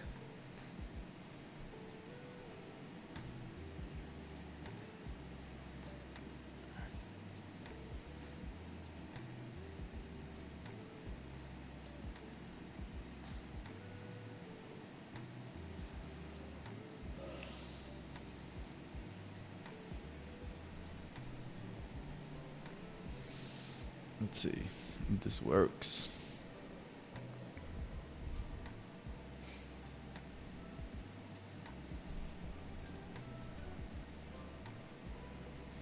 Okay, success.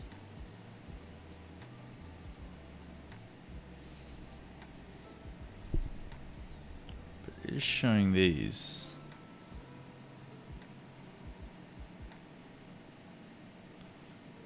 Okay, the swap. Deposit completed.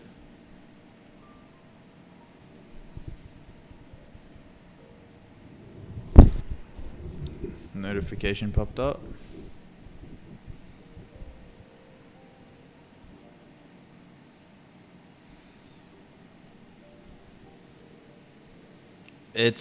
And we're live, baby.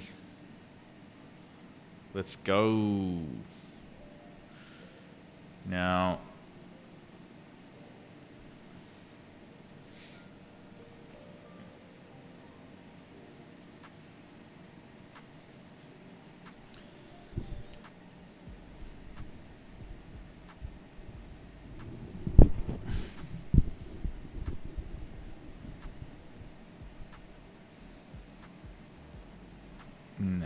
if I was to withdraw,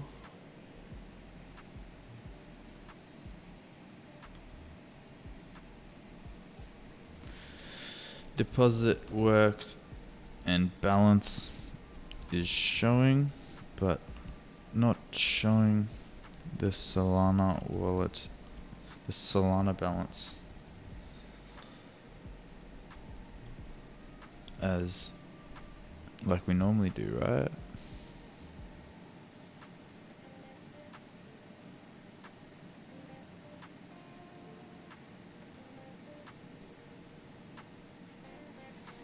Alright, let's deposit.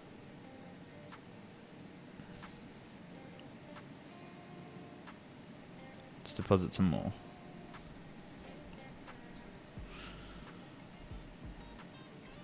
And let's see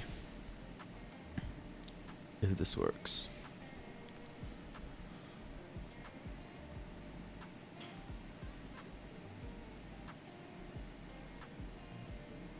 Deposits work and balance is showing when showing the Solana.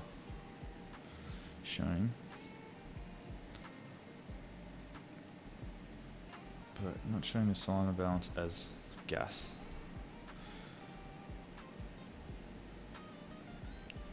In small next to positions on the balance.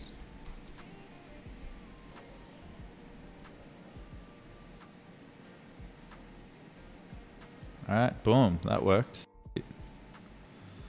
Okay, now let's go here. Let's place a $1 bet.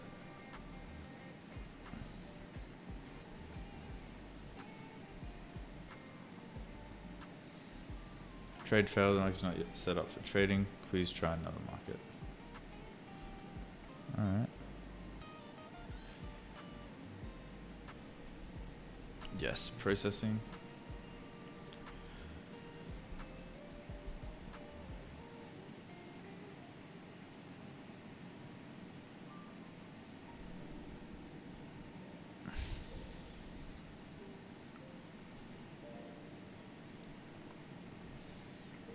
After making a trade, this error occurred. Now it says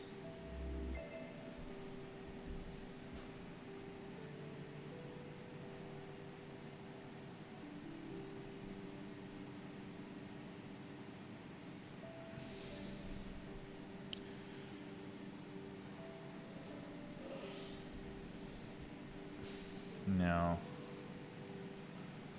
in activity, it shows.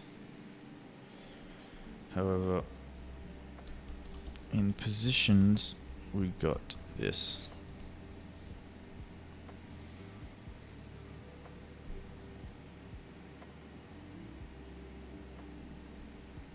Meaning it worked, but something went wrong. Now this is the production key, so we shouldn't have major issues, and anything wrong is on us.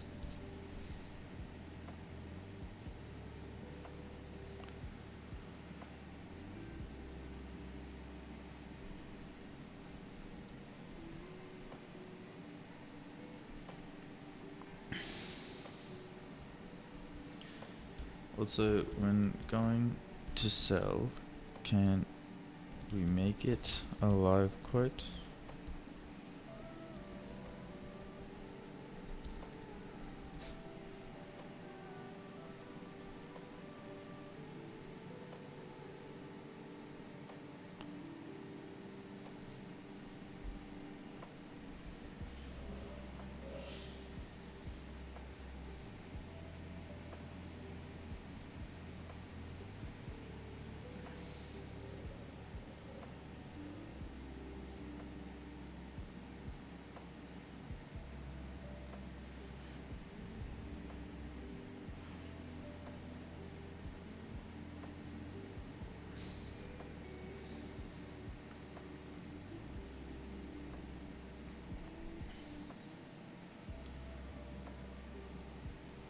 After selling, I received this error.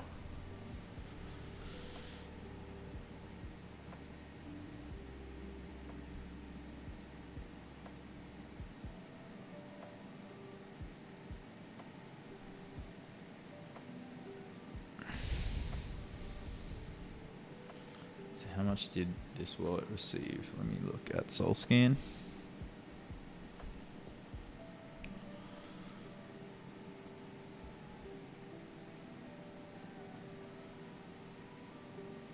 This wallet received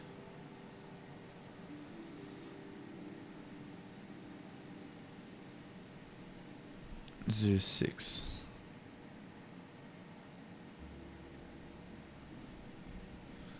You can see after spending 0.87 was spent and 0.66 was received after selling. So 0.87 was spent and 0.67 was received after selling. These numbers are quite off. What is going on? We are in production API now. So these should not be so far apart.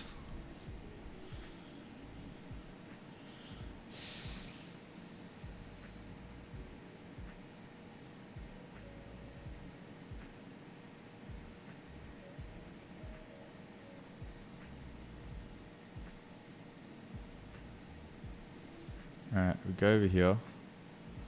Now we swipe on this. Trade failed, this market is not yet ready for trading.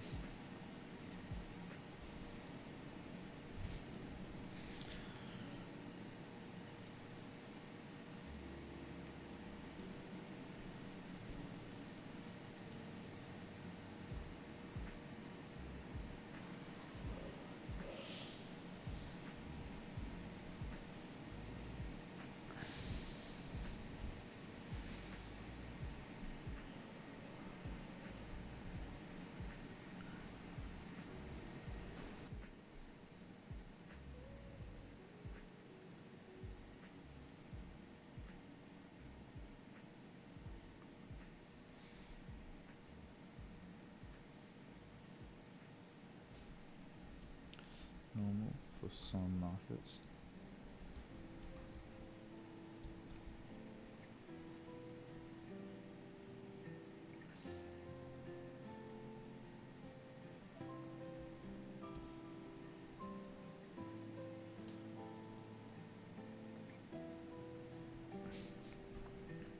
might be filtering these out.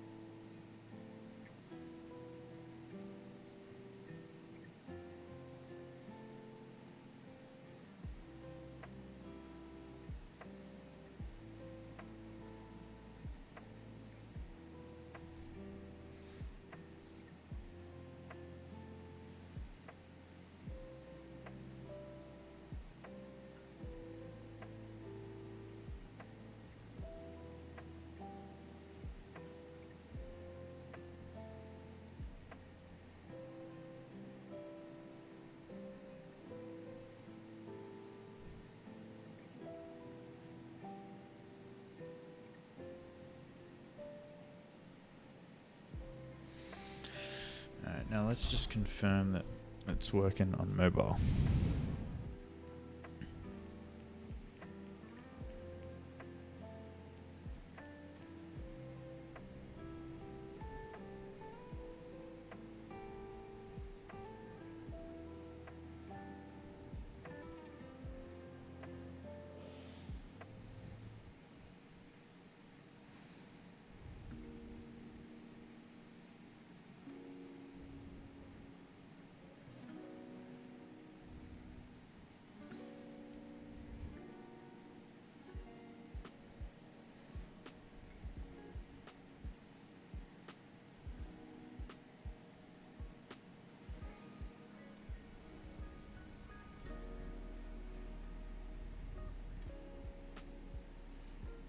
Okay.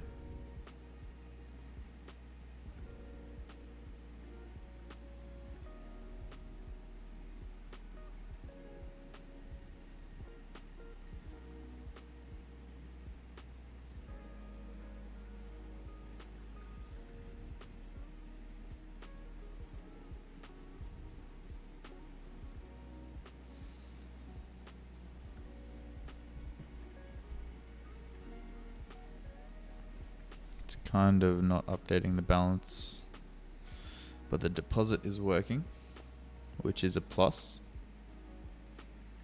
Now I'm hoping that this balance updates.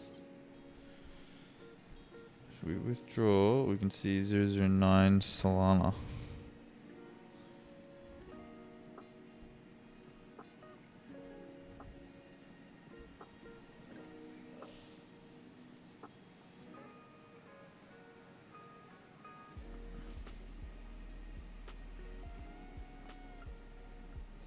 Just try another 0.01. I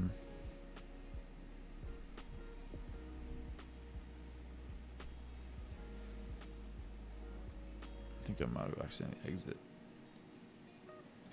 Let's try this.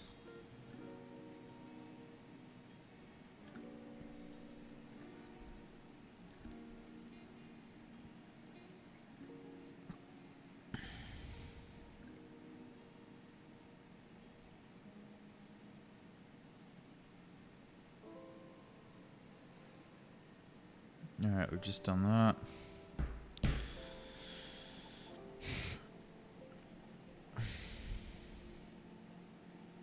Converting completed.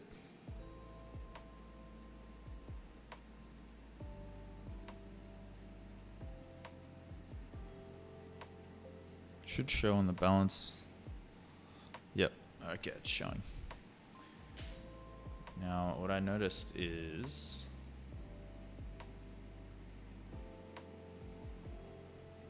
on when depositing Solana for the first time, the auto swap does not seem to work. I deposited 0.01 Solana. It got no swaps. And then deposited 0.01 Solana again, and it worked. When deposits are low, less than 0.02 Sol, leave just 0.002 Sol, leave just 0.02 Solana as the gas fees. Converting the rest.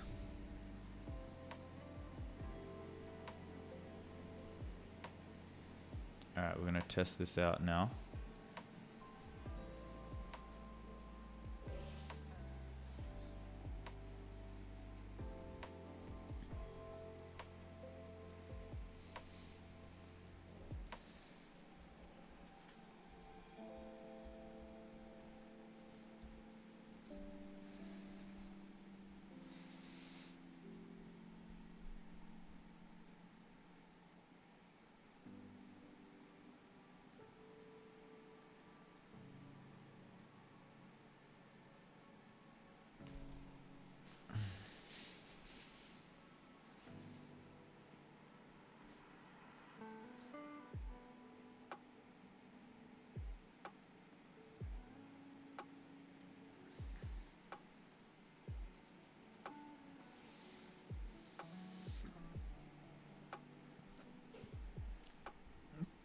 Should not take more than 10% of a user's deposited Solana. It does need to fall back to the amount to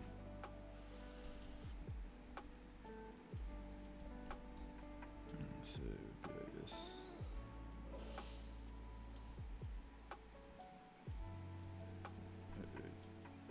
to drive gas. I might even say 5%. 5%. If it does, then we need to go back to deposit. To drive gas.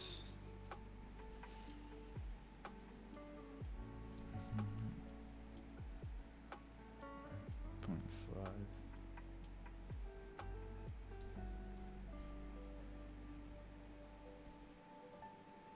Equals 0.01 gas.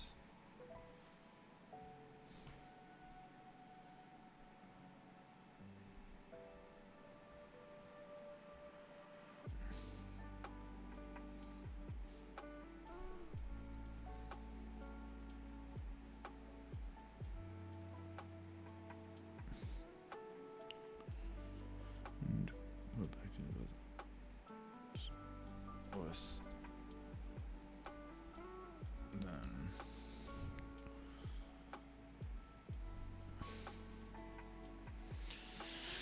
honestly, at this point, we're probably better off just sponsoring the gas fees, but hey.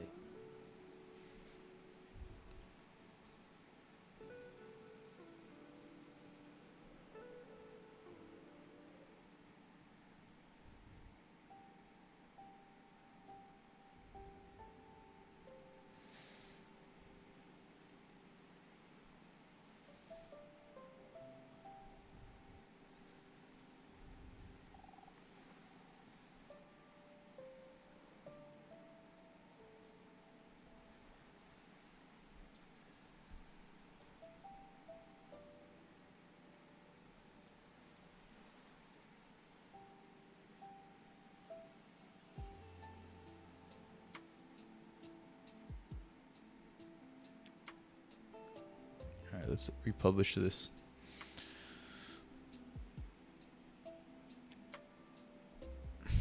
All right. Well, on that note, we fixed the issue with the Solana deposits, working on mobile now. We've also managed to get a trade working on production. Now I think next step will be QA. So yeah, on that note, I'm probably going to end the stream here. Thanks for sticking around. It wasn't as eventful as our normal streams, so apologies for that. But yeah, appreciate you for sticking around. I'll catch you in the next one. Peace out.